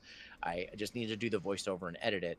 And editing is my favorite part of video creation, by the way. A lot of content creators uh, hire editors to do that part for them just because they don't have time. And Mhm. maybe at some point, like if I ever, I have hired editors for other things, but it's my favorite part because I get to shape the video. And so when I got to that part and I was like, I'm just not enjoying this, my thought was like, okay, you need to stop thinking about the effort you used, the effort and time you put into this, and just say, is it going to be worth it in the end when you finish it? Are you going to feel like a sense of accomplishment? And again, I kept going to no. So I said, I guess, I'm going to take that loss of time and effort and just put this one on the shelf. Yeah. Now, I have reworked the script for that video, and eventually I will do it at some point when I feel like I want to. But that's the way I've always lived my content creation. I do what I want. I don't. Yeah, yes, it's important, and yes, it is important to pay attention to numbers. It is important to pay attention to certain things. Pay attention to do stuff for your community, obviously. But at the end of the day, is if I'm doing it and I'm not having fun with it, it's gonna show, and Yeah. people are going to see. And I have made content that I just forced myself to do because it needed to get done. And every time it happens, people can tell that I am not enjoying it. So it's one of those things where like if it stops being fun, and one day, streaming might stop being that for me. I mean, right now I'm enjoying streaming. I love it. It's one of my favorite things to do, to the point where like my schedule's too packed right now, and I actually had to tell a few people, hey, those collabs we had planned, I have to cancel and push them to next year because Oh I don't have time. no. uh so uh so I'm really into what I'm making these days, and I'm still, even though it doesn't really get that many views, I still have new power plays and new zero plays videos going up every week, even though most of my audience doesn't know I make let's plays, even though it's on the same channel that my VODs go on. Most of my viewers don't really pay attention to that, but at the same time, I really like doing it, so that's why I keep doing it. Just a quick example. Esky, if Esky's still in the chat, he started this thing starting in September called Nostalgia Autumn, which is going to be a celebration from September 1st to November 30th, where content creators alike can use our branding and stuff for the Nostalgia Autumn event for their own streams, just to have fun. just to just have fun playing something a game that makes you cozy and nostalgic. Mm-hmm. Yeah, it is USK. So it starts on and I've started recording episodes of that for my channel. So it's one of those things where it's like, this is a new interesting thing I'm really excited for. I host this thing called 16-bit Winter every year, which is from November 1st to April 1st, where my favorite console of all time is the Super Nintendo. And I still remember that the year Santa, air quotes, brought me a Super Nintendo and Donkey Kong Country, and my brother, my dad, and I sat down together. We beat that game together. We played it together. We beat it Oh. together. And so I always think back to those memories, and also memories when Donkey Kong Country 2 came out, and my dad rented it, and I got up to get a glass of water one night, and I looked, and I'm like, "Is that Donkey Kong Country 2?" And he just said, "No, go to bed." And then the next morning, had to admit to me that he rented the game and wanted to play it before we did. So, like, it just takes me back to those memories that or the year Santa brought my brother and I Game Boys and me a copy of Pokemon and he a copy of Operation C, which Operation C, great game. It's a great game in the Contra series, but it's not Pokemon. So that was a fight. That was a sibling fight that my parents quickly resolved by getting my brother his own game, Pokemon game. But it's just things like that. I'm like, oh, I want to share. I want to play things. 16-bit Winter is always about just playing retro games for the winter, because the winter always makes me think about, you know, what Santa got me that year when I was a kid. Like what game did Santa bring me? Because my folks, I don't know how they did it for you, but my folks, Santa didn't wrap his gifts. The wrapped gifts were the ones from family. The ones that were unwrapped were from Santa. That's Taking me new. back to that time when I unboxed the Super Nintendo at 6 a.m. in the morning, trying to hook it up to our TV, only for my dad to wake up and be like, "What are you doing?" I'm like, "Dad, Santa brought a Super Nintendo." He's like, "Go back to bed." But Super Nintendo. He's like, "We'll hook it up later. Go back to bed." It's like, Like, but come on. it's just events that make me feel warm and cozy and play some games that originally it was games from my youth that I really was nostalgic for, that I wanted to share with people. But now it's like finding out what I missed. And you know what? Maybe one of these years I'll do a Fantasy Star game for 16-bit Winter. I don't know. We Think got about it. options. We got options. Just putting that out there. We got options. Options. I might have to have somebody sit in with me for that. Listen, I would not even. I would offer commentary only when asked. Only when asked. Oh. Hello? Zero? Hello? There are two versions of Pokemon. That fight was 100% avoidable. I got red, sister got blue. That's why the reason why I think they ended up picking up like literally two versions of it. And that's why they did like Sapphire and Ruby. Can you hear me? I can hear you now. I got nervous. I was like, oh, I'm going to fill in this silence for a second. You're back. Hello? Hold on. Okay. Check. Can you hear me? Yes, I can. Can you hear me? Okay. That was weird. My mic cut out again, even though I can hear you just fine. Okay. I saw that it briefly went out, and I'm like, oh, there might be some technical difficulties. I'll fill in that. Fill in that. So just Lantis. So fun fact, my parents decided they weren't going to make that mistake again. So when Pokemon Gold and Silver came out, Santa brought both my brother and I Game Boy Colors and each a copy of each Pokemon version. It's the best way to do it. That's why they came out with the two versions, I think, from the jump, is they knew that siblings would have a rivalry. No. They gave us. We both got Gold and Silver each. We each got both copies. Ooh. It's like Santa realized we're not going to make that mistake again. My dad was working a very good job at that point, so he could afford to buy us, two new game systems each and two brand new games for them as well each.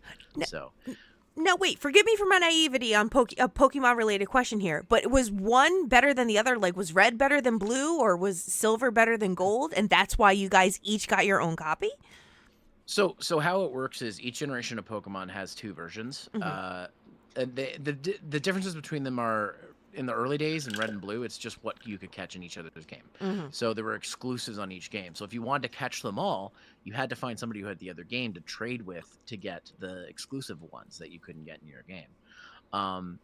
Same thing with Gold and Silver. That was Generation 2 of Pokemon, so they were still the same thing. Both games are literally the same, except they had exclusives again that were on each game. Hmm.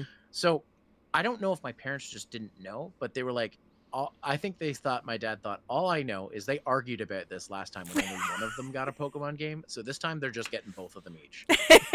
So he's like, that'll stop all the fights. And so my dad was working a pretty good job at that time, so he could afford that. But yeah, I think that was his thought. He's like, I just don't want any more arguments about this. But now even you could take those moments and you kind of recollect on them fondly, even though that they're, of course, there's sibling rivalry at some point. Do you Yeah. ever see yourself also, like, in terms of your content creation, like picking up the games that maybe you and your siblings may have like argued about, or maybe something that you guys looked fondly on, and try to bring them on to join you so that you guys can kind of like revisit those things together? Is that something that you've done or have considered doing?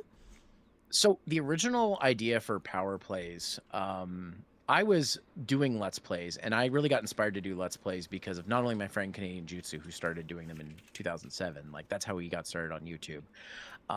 But I started discovering other Let's Players, one of them being Nintendo Capri-san, who's one of my favorites. And so he had a channel with two other Let's Players, Proton John, which I believe is now Proton Claire, and Oh, I know one that of the name. biggest at the time, Chugga Conroy. And they had a channel together called The Runaway Guys, which is a reference to Earthbound. And it was them playing games together. And so I started recording stuff on my own, playing games. My brother said to me one night, he's like, me, him, and our friend Corey, he's the kid who used to be the rich kid who had all the game consoles. He's the one who had the Sega Genesis growing up and stuff. Oh, mhm. We still hung out with him.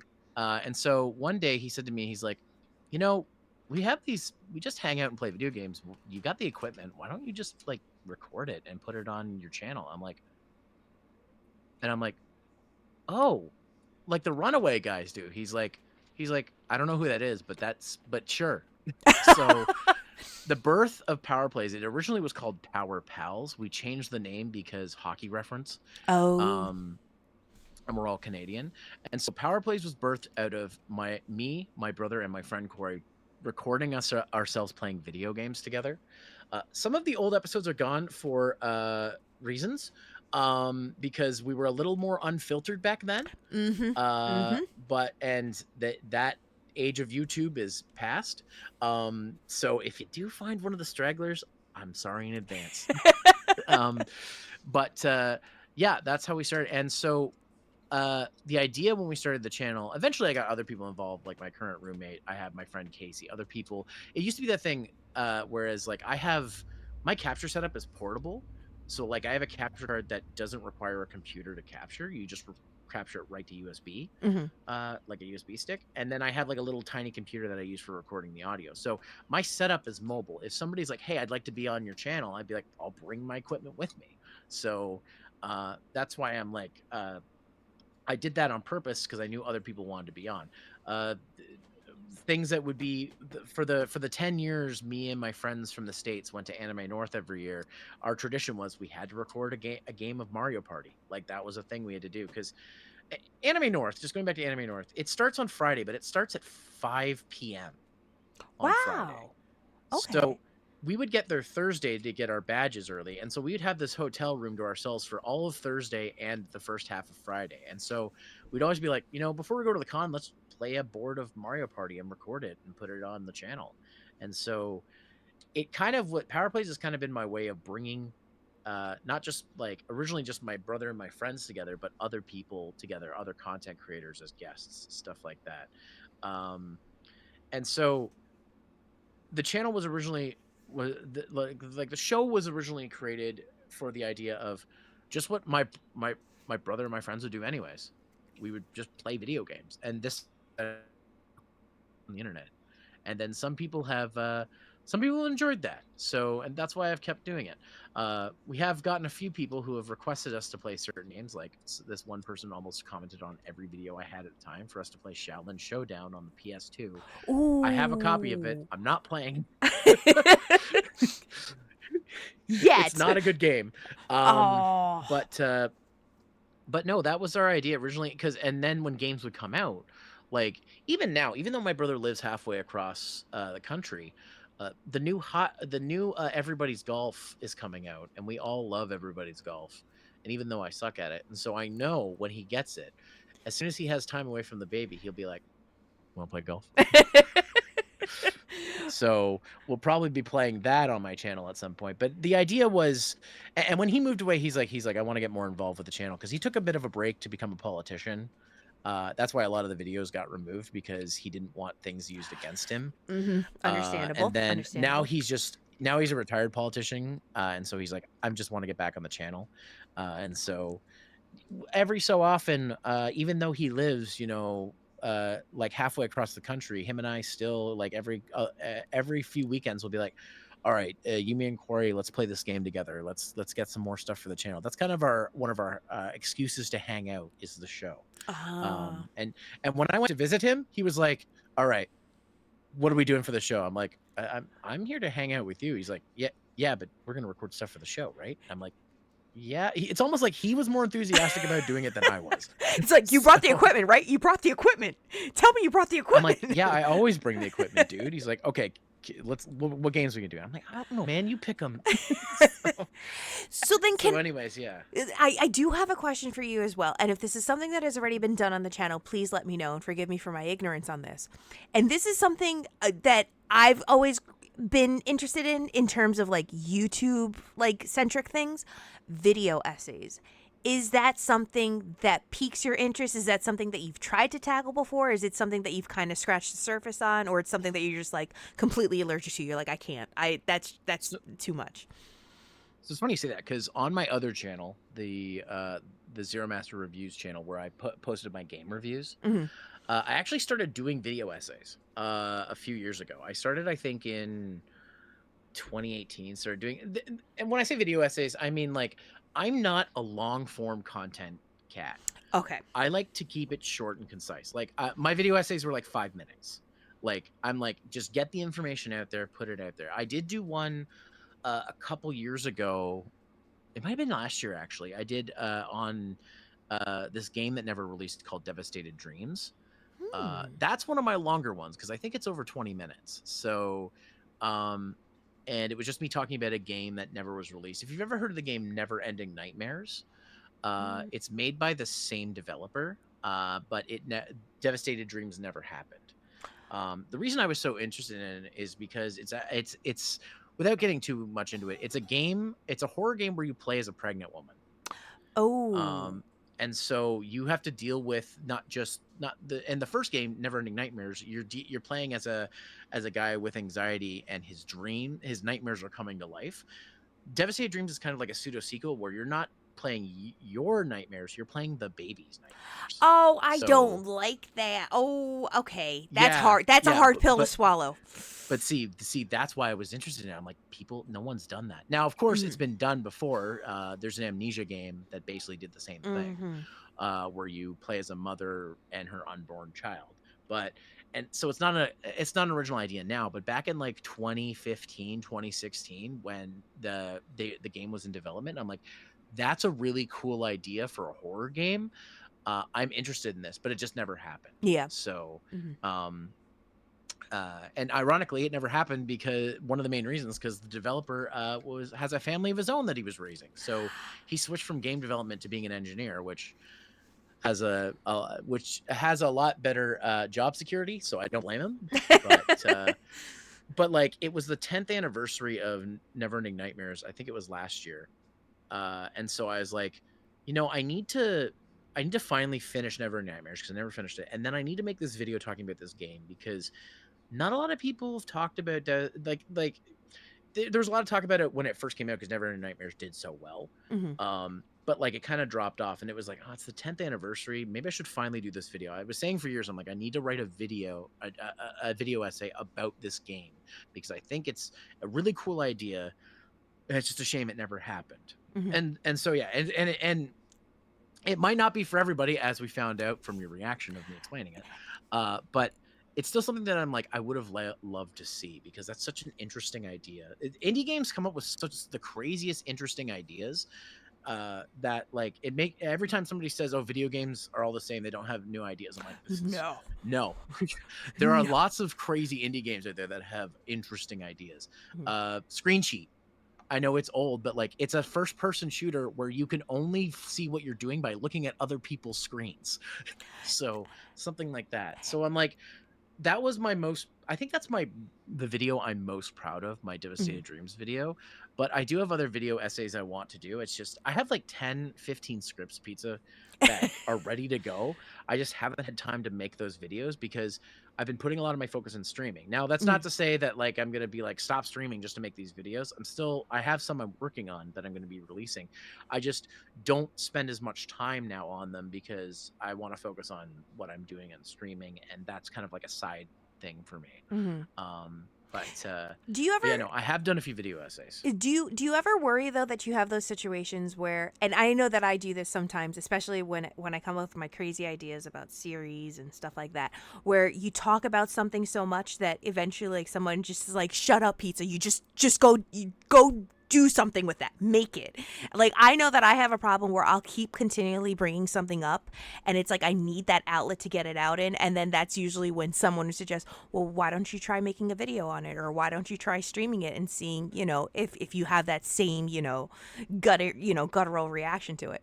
So I'm always curious that, like, with other content creators, do you feel that sometimes the inspiration is almost like the snagging voice in the back of your mind, and it's like, if I don't stop thinking about this, like, I just got to do this to get it out of my brain, to fill it up with new things to put into my brain.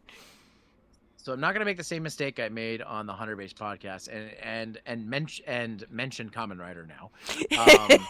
I talk about Common Rider and Tokusatsu so much, and I have made videos on it. I actually have a video series where I reviewed some of the toys and the collectibles and stuff. So, because I was always like, "Oh, I want to buy this," but like Kamen Rider stuff is expensive, and um, if you're like, if it doesn't have what you want in it, it's a big investment, like over $100 mhm. at least. Like that's a cheap toy. And so I was like, there weren't a lot of people who reviewed them back then. I was like, oh well, you know what? I have an HD camera. I have unique stuff. I'll just film and review these. It's funny enough. My partner Sky knew who I was, but couldn't put her finger on it. And what we realized is when I was going through some old videos one time, she's like, "Oh my god, that's you." She found one of my she watched back in the day one of my old Toku toy reviews Mhm. and didn't know it was me later on in life when she met me. And she's like, "You're the one who did the Mobile review." I'm like, "Oh my god, you found me through that?" It's like, listen, it's inevitable. Like, it was at this point serendipity that we found each other, but I knew of Exactly. you way back when. That's crazy, though. Yeah, it was adorable. It's just I'm like another reason why Sky is so awesome. I could go on about her all day, and she'd be totally embarrassed about me talking about how great she is because she doesn't give Aw. herself enough credit. Anyways, um, I'll give her credit. I yeah. So, um, basically, it's one of those things like I don't see too many people doing this, so I decided I was going to do it, and I literally talk about Kamen Rider all the time. And so and sometimes I'll talk about ideas for videos that I want to do, and it will just remind me, "Oh yeah, you should do that video." But I'm also like at the point where I'm like there are times I get up and I'm like, I really why am I wasting my time? I should be working on this project I have in my head. But sometimes there are more important things to do than than working on those. One of the main things I learned is learning to relax, to take a break, Hmm. because one thing that I realized in my time as a content creator, a lot of the times I get burnt out is because I'm spending too much time creating stuff. I love creating stuff, I really do. But if you don't take breaks, then it makes it just kills your enthusiasm for these things that you're making, and eventually you see it as a chore, as a job, as Mm-hmm. an obligation, and I don't want my content to be an obligation. There are certain things where I'm like, oh, if I sign up for a collab or with somebody, I've booked that time, I'm obligated to that. That's different. Yeah. Like that's something where I'm hanging out with people and we've scheduled that, so I don't want to just bail on somebody. Like I just want you to know, Pizza, I'm missing seeing the Toxic Avenger right now because I'm here talking to Wait a sec. you. Wait. Hold the fucking phone. Wait a minute. No, I thought you saw it yesterday. I thought you saw it No. yesterday. No, so we were originally the only showtime was for today. They've added more showtime since, so I'm going to see it Sunday.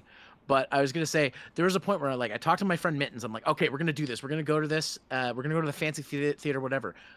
When I get done wing night, I check my phone.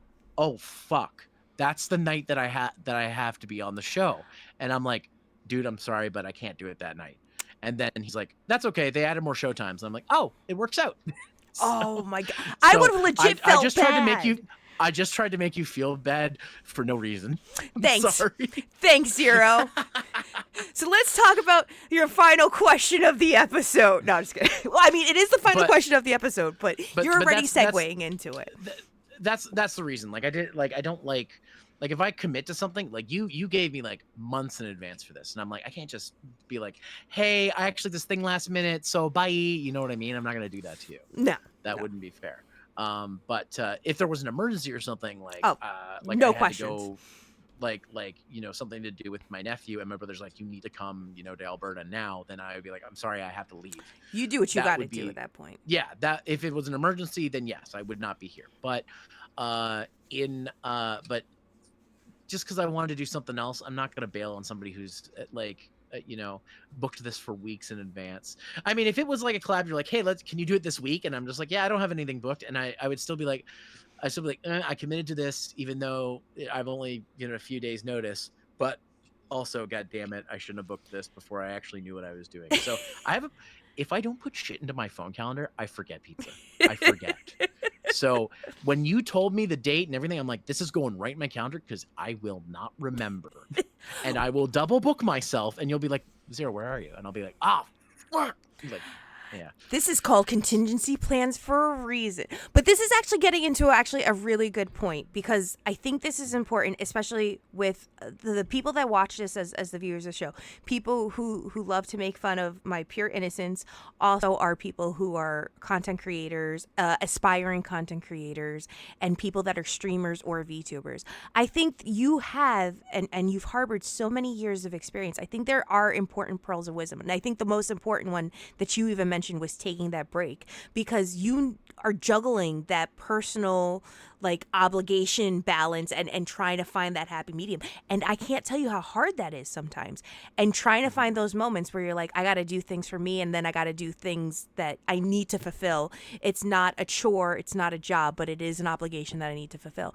What other pearls of wisdom would you say that you have then as a content creator? I think the biggest piece of advice that I always give people when they ask me is, if you're going to do this, think about why. Mm-hmm. And if the answer to that is to get popular, to get famous, to get rich, just gonna tell you now, very hard to achieve that, and there's a good chance you probably won't. Mm-hmm. If the reason is because you think it's fun, that's why you should do it. You should, because like I said earlier, if I'm not having fun, the audience can see it.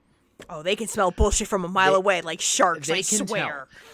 They can tell, even though some people put on a face, especially in the VTuber community, with people like to put on a character and put on a face and all this stuff. And then we find out things about them that we didn't want to find out about them later on. But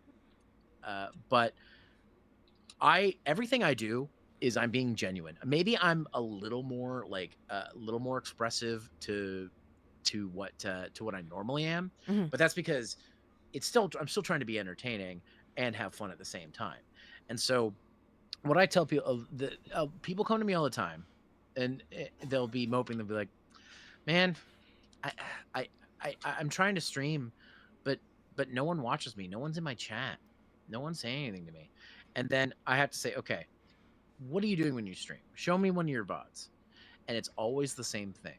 They're playing a game. They're not saying anything. Mm-hmm. All they're doing is paying attention to the game. And I said, well, this is why people aren't coming, because you're not doing anything. They're like, well, I'm playing the game. I'm streaming. I'm like, no. It's not just there. They're not there to watch an anime person play a game. They're there to interact with the anime person. And so I explained to them, I'm like, so one of the things that I always say is I have an unfair advantage because I started with Let's Plays. Let's Plays teach you how to talk to no No one. one. Yep. You're recording your video, and people, you don't know who's going to listen to it. Maybe nobody listens to it. Maybe other people tune into it. Maybe 70,000 people will have watched me and CJ play a book on CDI. Like, you don't know. You don't know. And so, and there's these little memes that I have from my little memes or little like references, I guess I have from my Let's Plays. One of them I always say is, "Oh, sorry guys, I'm not talking very much." And then I look at the waveform as I'm editing. I'm like, "Dude, you didn't shut the fuck up for the last 10 minutes. What are you talking about?" So I always feel like I'm not talking enough, but when really I've talked a whole lot. And what I say to people is, I'm like, they're like, "Okay, well, how do I zero? How do I be talkative?" I don't talk when I play video games by myself. I said, okay, you're thinking about stuff when you play games. You're thinking about your day. You're thinking about what's happening in the game. Say it. As long as it's within TOS. Yeah. I have to preface that. Verbalize it. Vocalize it. I say to people, like, that thing that just happened in the game that you thought was really awesome and that like you're really hyped about, you're thinking it, but you got to say it when you're streaming. Like, that was awesome, or that part sucks. That really sucked. I can't believe they did that. I would have done this differently. Just tell people that. Don't shut up. Now, Don't stop talking. Now, wait, as an additional question on this, because I know that I am guilty of this 98% of the time. Do you have that problem where, as a content creator, I mean, it's not necessarily a problem unless it affects you in real life, where you are thinking your thoughts out loud as you would as if you were streaming a game or streaming content? Do you do that when the cameras are off and when the computer's off and you're just randomly living life as you're supposed to? Like at the grocery store, you start having these discussions with yourself and you're just vocalizing the thoughts that you're having in your mind, because I am so guilty of that. And then I sound like a crazy person in the produce section of a supermarket being like, man, this red apple looks really good, but I remember when I saw this in Minecraft, I bet it would really look like a pink lady crisp or something like that. Do you have that issue? So I have a couple of times, but I have restraint when I'm in public. So if I'm watching a video or a movie or something and I don't agree with something, I'm like, no, man, that's stupid, is what I'll be like, no. I'll be like, no, this is not true. You're lying, is what I say. Like, I'll vocalize if something's really cool. I'll be like, that's fucking rad. That's awesome. I want that. I never used to do that, but being a content creator changed me to where I'm like, not that I'm thinking like, oh, I'm live, I should react to this. I'm just like, well, who cares if somebody hears me? I don't care. Like I'm vocalizing my appreciation or lack thereof of whatever I'm watching or playing. Okay. Obviously I'm not gonna lie, just like anybody, I do from time to time have the gamer rage and things piss me off. Gex 3 did that to me recently when I was playing it on Monday. So yeah, all I gotta say, if anybody knows that game, I was playing the Greek mythology level. That's all I'm gonna say. It really made me realize how bad the camera used to be in 3D games. So yeah, I have this problem. I always hate when I get really, really frustrated with a game or something, even though I'm vocalizing it and that's the point. And my chat is good at hassling me about things, and as are my partners when they're there watching me play. Like, one of the things that's nice about the sit-in collabs is the person who sits in gets to comment on whatever I do, and my partners, they don't have a break. They just go at me. So if I miss a jump, they'll be like, "What are you doing?" I'm like, "I'm trying to make the jump." So do they add on to the rage or do they quell the rage? They hassle me sometimes. Like, one of the funniest thing is, so Sky has already played through all the Gex games on her channel, and she played them before the collection came out. I'm playing the collection, which has rewind and save states, and she's like, "Wow, I wish I had rewind." I'm like, Sky, do you want to play the game again? She's like, "No, I'm having a more fun time watching you fail." I'm like, then stop. Her and I will get into little spats like that sometimes. It's like, I didn't make the game this way. I didn't put in the rewind feature. Why are you mad at me? Exactly. So sometimes it helps, and the times that I don't like it is when I think the main thing I can remember is, like, if a game frustrates me so much, I get silent. that's when it's bad, because you know that I'm so frustrated that the next thing I say, if something bad goes bad again, which it obviously will, is usually something at high volume, some kind of obscenity. But I'm just saying, when I'm not talking, panic because Really? I'm holding in, I'm charging my rage beam for the next time something bad happens. But what if your mic Even just if cut out? well, I mean, that's different. People can tell if I'm yapping and they don't hear anything. They'll be like, Zero, your mic's muted. I'd be like, oh, thanks, guys. But no, it's one of those things where it's like, um, and so often what happens is, even when I get past the really hard thing that made me rage the whole time, I'm not happy. I'm still upset that it took me that long to do the thing. And so Why? I'll let you know that I'm upset. Part of me hates that, but also part of me is like, this is entertaining. My chat is going to use this as a chance to hassle me. It's fine. It's fine. Just let it out. Don't leave it in. If I left it in, I would let it fester and I would be more upset. So it's easier to just let it out. As much as I hate doing it, in the end, it's better for me and everybody if I just say it. You have a good So- control of your emotions, though. I don't. I'm very reckless with my emotions. Like how I feel, it's plainly written on my face, my VTuber face, and you can plainly hear it in my voice. So I don't have that type of restraint, and I don't know how to stay silent. Show me the ways. Oh man. If you want to see me unhinged, and again, I do play it up a little bit, but there is one PowerPlays episode I'm surprised you didn't get a chance to see. It's the one titled Pants. And no, it's not like the thing you were thinking of with the No, with the no, other no, game. no, no, no. I wasn't. No, I did not. I wasn't even jumping to that thought. So if I ever have you on PowerPlays, one of the games that I use as an icebreaker game is Family Feud for the Super Nintendo or Sega Genesis. Ooh, that's Why a good do I game. say that game? Because it is not programmed well and it will sometimes take random things as answers. So there was a time when CJ and I decided to start our session for when I was visiting him with some good old Family Feud on the Super Nintendo. And we could not get the answer to this. And normally in newer Family Feud games, if nobody gets an answer on the board in the first like 3 rounds, they move on to another question. Not this game. No? Not this version. It stays until you get one of the answers right on the board. And so we just couldn't figure it out. The question was, what do mothers wear when they take their kids to school in the morning? And every answer we put was not like, we're 10 minutes into the video and was not getting through. And CJ thought me like, what if I just put pants? And he writes pants. And I yell at the top of my lungs, are you fucking kidding me?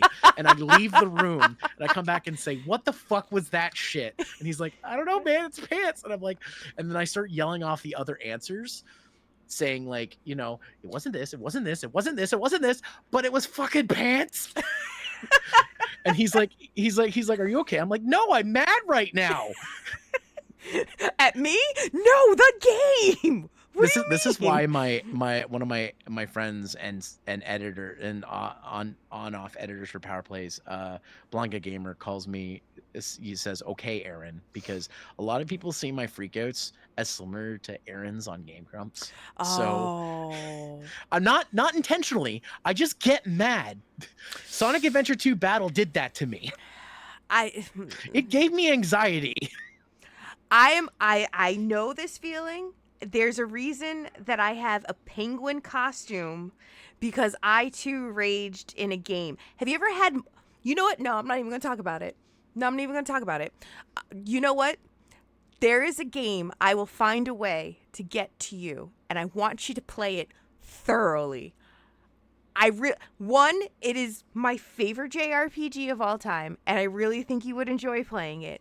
But I need you to play this game, and I need you to get to one specific section, because I want to see if you're going to react the way I reacted, because I lost my shit, and it has been a long-running joke. I do understand this. I would ask if it's because recently I got asked to in my chat wanted me to wait to get to a certain scene in Yakuza Kiwami 2, and I know you probably don't know what this means, but has nothing to do with AB. I hope. No. This is a game that I Oh my god, you know what that means? No, I don't know what that means, but it doesn't have anything to do with good. AB. That sounds like a blood type question. It's not, but continue. Oh no, that's where my head went. I was like, oh, he must be talking about like a Resident Evil game or a Silent Hill game. AB, it's a blood type. Oh, pizza. So, what do you is your face cradled into your hands? Come on now. Come on. Are you looking at me right now? Hello? Listen, my Puerto Rican mom senses are tingling, and I'm not even a mother. I could feel it. This is what my mother talks about all the time, is when she sees me do shit on the phone, and she's like, oh, Pizza, you better put your hand off of your hip. I'm like, how did you know it was on there? How dare you? It's a sixth sense. Stop! Get out of my mind! It's a spidey sense. It's a Puerto Rican racial passive. I don't know how else to describe it. Sana gorita de rana. If you know, you know. But there is a I'm game. too late for this. No, it's fine. Do you know what Vicks Vapor Rub is? You're good. Like, don't even worry about it. There is a game. I need you to promise me to not look at any of the videos on my channel. Don't look at any because it'll spoil it for you. But I'm going to. Don't give you views. Got it. Please don't give me views. I'm going to respectfully ask you to please not view my channel. There is a video, though, or there's a game that I want you to try, because there is a section where I raged like you raged. And I went down a road. I went real far down a road, and I lost my shit to the point where I didn't throw my controller, but I had to put my controller down because I was about to throw it. I wonder if it will have the same effect on you. I'm very curious now. This is my social experiment for you. Okay. What game is this? It is called Phantasy Star 4. Oh, I've been wanting to play that one. It's a Sega Genesis game, Phantasy Star 4. Hands down, my favorite JRPG of all time. Is that on the Genesis collection? Did they put one of them on the Genesis collection? 2, 3, and 4 are on the Genesis collection. Oh, well, I have that then. Okay, if you have all the games for the Genesis collection, please play that one. And when you get to a planet called Desolus, walk around. Check some things out. Visit the towns. Okay. And if you rage the way that I raged, then I'm going to know that I'm not crazy. But if you don't rage the way that I raged, then now I realize I'm just insane. Well, Pizza, let me ask you an important question. What's your schedule in the new year like? Right now, the new year, I don't have too much happening in the new year. We can talk. I was going to say, should I do Phantasy Star 4 as a 16-bit winter stream and have you in as my guest? Well, the winter time between September to December is going to be crazy for me. I actually have Not been... I mean in the new year. In the new like year. January time. January, February time. January was a little rough for me this year just because of personal IRL stuff that happened. I'm hoping that it's not a repeat offense, because those are some pretty crappy things that happened. But I wouldn't be opposed to it. I just want to see you in one specific section. But I do want you to also play the game. I think it's a great game, and it's a game that I was emotionally invested into, to the point where when I beat the game, and the first time I played it was, I think, December or November of last year. I finished the game crying. That's how good I thought the game was. I think you would enjoy it. Okay. Yeah. Well, in any case, I have access to it, so if I'll have to check it out. That's for sure. And if you're available and just want to be there as my support maid / friend who's just going to watch me die. You're not going to die. You're going to be fine. You're not going to die. You're going to be fine. But you are definitely more proficient, I think, in JRPGs than I am. So I think it's going to be something that you will be up your alley. If you enjoy 16-bit games, I think you'd enjoy it. But I really do think, and I say this, not just as an interview host or anything like that, but legitimately as a friend, I want you to enjoy the joy that I felt when playing that game, sincerely, because it was a game that made me happy, but then made me sad, and then it brought a roller coaster of emotions. I hope it has the same excitement for you. My only regret is that I won't have that first time feeling anymore, but to see someone else go through that first time experience, I think would be fun to see. and I think you Okay, would and that enjoy it. and that was what I do now for 16-bit winter. It's one of the things I like to do to have a first time experience. I'm still playing through Final Fantasy IV. I'm playing it through the first time and learning things about the game. And Oh. just so everybody knows, I'm playing the Super Nintendo version, the original North American release of Final Fantasy IV, aka Final Fantasy II. Mm-hmm. So with all its quirks and all that, and the silly translations and all the you spoony birds and all that stuff. So because I decided my roommate needed some money, and he's like, I need to sell some of my games. I'm like, well, okay. I know you don't want to part with your Final Fantasy games. So tell you what, I'll buy them off you, and if you ever decide you want them back, you can just buy them back from me for the same price I sold them. That's You sold super them before. nice. Because I'm like, I know those games are expensive and the price of them is only going to go up, but I want to experience those versions. And I decided I'm going to go full retro game snob. I'm going to get my Super Nintendo out. I'm going to put the game in it. I'm going to get an HDMI adapter for my Super Nintendo. I am playing Mm-hmm. this on the original hardware, which has been partially a detriment because uh, even though the battery's new in the Final Fantasy 2 cartridge, it has this quirk where if you try to reset the game too many times, it will try to erase save files. Oh That's why I no. alternate save files. Actually, Final Fantasy is the reason I alternate save files, because in Final Fantasy X, which is one of my favorites, I saved locked myself into a battle I could not win, and I could not leave to go do grinding because the game would not let me. I had to do that boss fight. And so ever since that happened, I'm like, I am going to save at as many save spots as I can. So I rotate saves. Thankfully, I did that because I almost lost my save data on Final Fantasy 2. So Oh it will just randomly erase saves for some damn. reason. I don't ask me why. All right. Um, That's but yeah, that's so scary as shit too, by the way. You just stop and you're just like, no, no, no. and I was like, oh, thank God I made a second save. You Like, have to. like, like my thing is, if I save, I'm saving on another slot. If a game doesn't have the ability to do that, then I'm just like, well, I'm gonna be very careful. I must be extra cautious. Extra Exactly. cautious. But with that, I think we're actually nearing the end of our interview, which actually kind of makes me sad because I enjoy just having casual conversation with you and just, Same. shooting the shit. We need to chat more. I'm terrible at like remembering to message people, and I've I been know. trying to be more proactive. Like that's why like I'm like, you know what? Even if she's offline, I'm gonna send a message because she'll get to it when she gets to it. Well, it's right, especially with right now, and I've been trying to tell this to people lately, where I'm reaching that point where I'm reaching my very busy season at work. From like September to December is where I'm really kind of like in the chaos of it all. And I try to remind people, I'd be like, please do not take it personally if you do not hear from me, or if there's ever a delay in response. First and foremost, I am okay. I am fine. I promise. There's just a lot of moving parts. There's a lot of dishes in the air, and it's all mom's fine china. So I got to take care of those things. But just know that if you send a message and you don't see an immediate response from me like you normally would, just know that I will get back to you. Just it might take a little longer. Oh yeah, That's a 100%. part. I'm like she'll get to it eventually, and Yeah. if I don't hear from you for like it's been like a week or something, and I'll be like, oh, she's busy, and I'll poke again, Mhm. and then like whatever. So, No. because you and I have talked, like after having you on the podcast like back in May, you and I got some movies to watch. I Like we got some stuff. We need to know. chat about movies. Like I'm going to see Toxic Avenger on Sunday. I'm going to be chatting you up about this and be like, you need to see this movie or don't see this movie. I was gonna say you need to give me the honest review because listen, if it's a real Sam really fucked me over recently, and he invited me to watch War of the Worlds, and I'm so glad that I didn't because it was bad. He showed me a scene and it was so bad, and I was like, Wait, which one? the newest one that came out that's on Amazon Prime Video. Was it the Ice Cube? Is it Ice Cube that's the actor in that movie? Oh, that one. Oh my god. Yeah. He heard how bad it was. He heard how bad it was from his coworkers, and he's like, "I gotta watch this, honey. Let's watch this together." I'm like, "Fuck no!" And he's like, "What do you mean?" See, what's that horror movie that's out right now?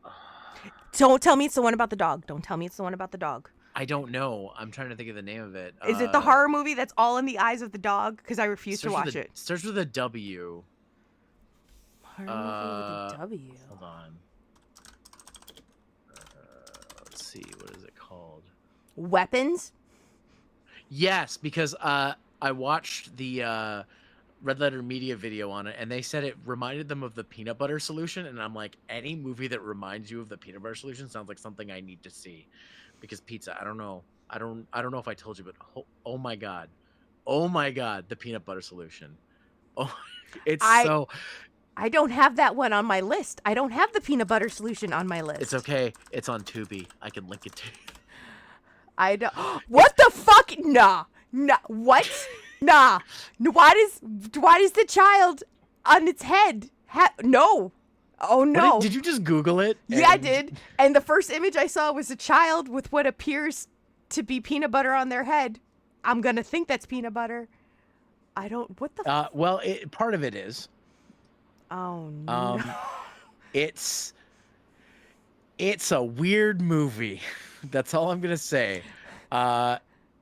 Just like some of the other ones we've discussed, like Undefeatable, or when I told you my favorite movie of all time, Miami Connection. Okay. There are some movies that I'm like, I've been keeping in my back pocket. I'm like, I gotta talk to Pizza about this one. I gotta get her to watch this. Oh, this looks pretty bad. I thought you were telling me about the horror movie though, about the one with the dog. Apparently, it's a horror movie all based in the eyes of a dog, and I'm like, I can't. What? Yes, there's a horror movie that is either coming out or is already out, and the horror movie is the movie itself. The premise of the movie is that you're viewing the events that are occurring in the eyes of a dog, and it's a horror movie, and I have zero desire to watch it because God forbid something happens to that dog, I'm gonna lose my shit and I'm gonna Liam Neeson and fight all of France. That's just what's gonna happen. So I can't watch the movie, but I keep asking other people to watch the movie to tell me if it's the worst case scenario that I fear. Like there's some stuff I need to watch. Like I just because like Weapons is one I had no like. When it comes to horror movies, if it's not a slasher, I don't care. But when I was told that people were comparing it to the peanut butter solution, I'm like, okay, now I'm interested and I need to see this movie. I just haven't had a chance to yet. But when somebody compares it to another bad movie I like Invasion USA starring Chuck Norris, like I need to see these movies. They're terrible, but I need to see them. Thank you, Capper. You were correct. The name of the movie is called Good Boy. That's the one. Yeah, every time I hear that, I'm like, oh, I can't see that. That'd be weird because there are people who. I almost slipped up and said something non-TOS. I'm sorry. Oh, okay. I see what you're throwing down. It's your channel redeem. It's your channel redeem. Let's just see. Let's just say I have some good boys. So, yeah. And it's 101 Dalmatians. I got you. That's right. 101 Dalmatians. They're all good boys. Rolly's my favorite. But with that, we are going to be ending tonight's stream here. First and foremost, though, Zero, I want to take a second and thank you for being a guest on my show. I am so glad. I had so much fun on the Hunter Base podcast. I was like, we're going to have a continuation. It's going to be round 2. So thank you for joining us here. I'm curious to ask, though, where can folks find you? I'm actually going to post this here as well, but where can folks find you and where are the best ways for them to reach you? Well, there's obviously I stream on Twitch, and I have the YouTube channels. Let me just put, I have a command that I'm just gonna like copy and paste into your like chat just to help people if they want to see the other content that I make, such as video essays or game reviews. I'm working on one right now. It's just taking some time to finish the script, but I do have a little bit of one of my characters coming back. With a bunch of other people who are guest starring in the video. It's a big project. I filmed it a year ago, but I'm just now getting around to finishing the script and doing stuff for it. So a big video's coming soon on the review channel. So if you want to check that out, you can there. Can you actually send me the link via Discord? Because links are closed off of the channel chat. So if you give it to me, I can post it on there for you. Oh, okay. Do you want me to just copy and paste what I... Yeah, you could just copy and paste what you put there. And then what I'll do is I'll post it on. Because otherwise, it's currently showing it as just asterisks. And I don't want people to go look for asterisks. All right. So, anyways, yeah, that's it, it's weird. It doesn't say that for me. Oh, does it? Oh, I have it. No. I have it blocked on my end. Can you guys see the links that I posted?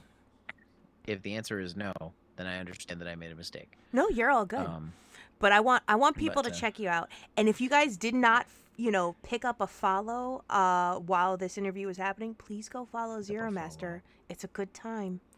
that's a way to say that. Pick up a follow. Follow Zero. You can learn so many things. I learn something new every time I talk with Zero. I learn something new every day. And then you don't learn things because I won't explain certain things to you. Well, Because... no, you let me jump to my own conclusions so you can laugh and cackle. That's what you do. Yeah. You get a kick out of it, especially with rocks and flat tires and peanut butter now. I've got to see this peanut butter movie, though. It is so, I can't wait. It is so, like, weird and, like, oh my God. Like, I was okay, just so you know, we picked that movie for movie night one night. Me, my roommate, my cousin. That was our movie night. And we were like, what the fuck did we just watch? I mean, I just saw that one image which looked like that little boy was putting a turd on his head, or a little girl was putting a turd on his head. I don't know if I saw what I saw. It's such a weird movie. I want you to watch it so bad. I saw it, and then I thought, Scatman John, yeah. Beep, ba, ba, ba, da, bum. But with that, we are going to be rounding off things. I do have a question, though, for you, Zero. I do like to do this because as we do end the stream, we do send out a Made-O-Rado to another content creator on the channel. And I love to also extend this to our guests. So I'm curious to ask, is there somebody on Twitch that is currently streaming right now that you would like us to send all of this good energy to so that we can pass that Made-O-Rado on to an amazing content creator? That is a great question. Let me just check my list here and see who is on. Actually, I don't know if you know them. I don't know if they're part of your server or not. So my friend Ten Rose is streaming. Ten Rose 1 is his channel. I'll send it to you in DMs. So he's doing some Majora's Mask right now. He is going to be my partner in crime on Saturday when I do more Devil May Cry 2. So he's a I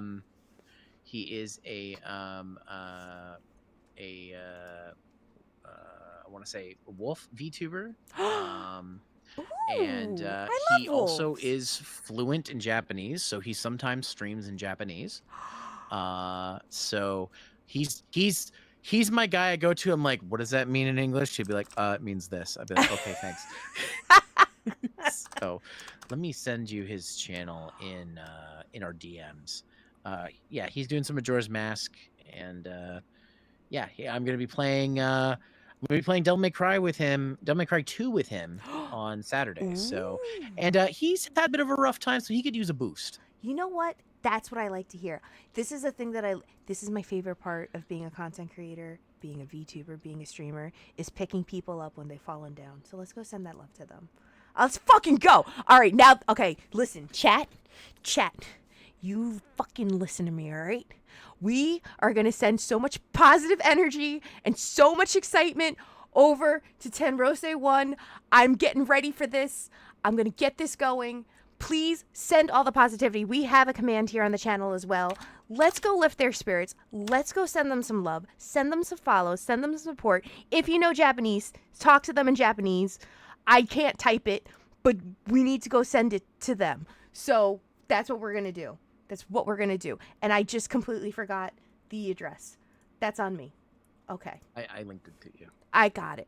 I got it now. I did it. I did the thing. Wait a second. Ten Ruse 1. Okay. Do you have a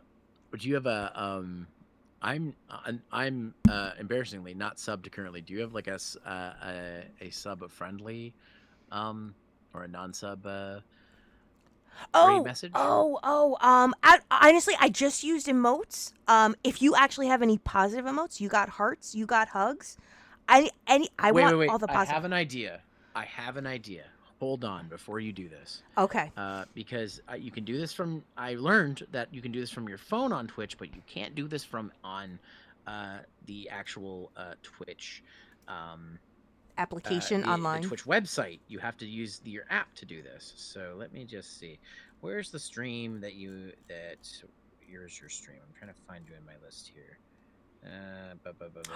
What a cute VTuber model too, Tenrose. I see you. So fun fact.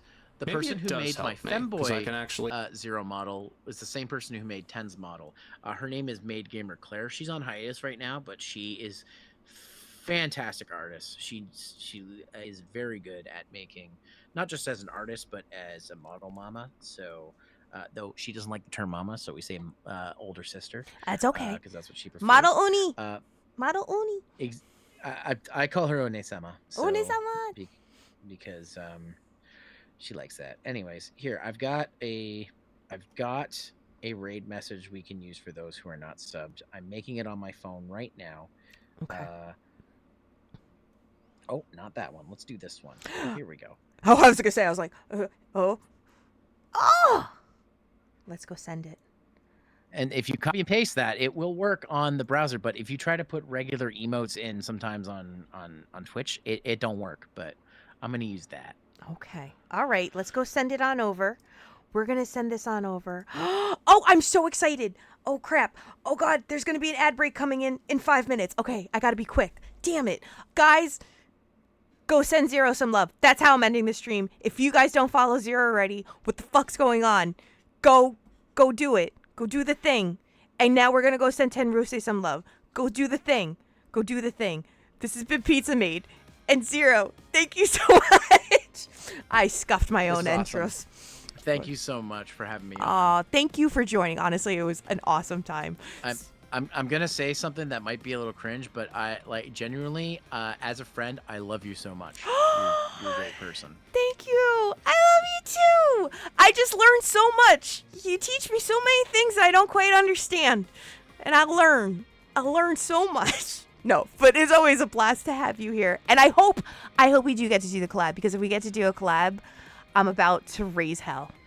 I'm joining the ranks. We're gonna raise hell and we're gonna have a good time doing it. Fancy Star Foe, don't let her forget. That's I ain't gonna forget that. My favorite characters in that game.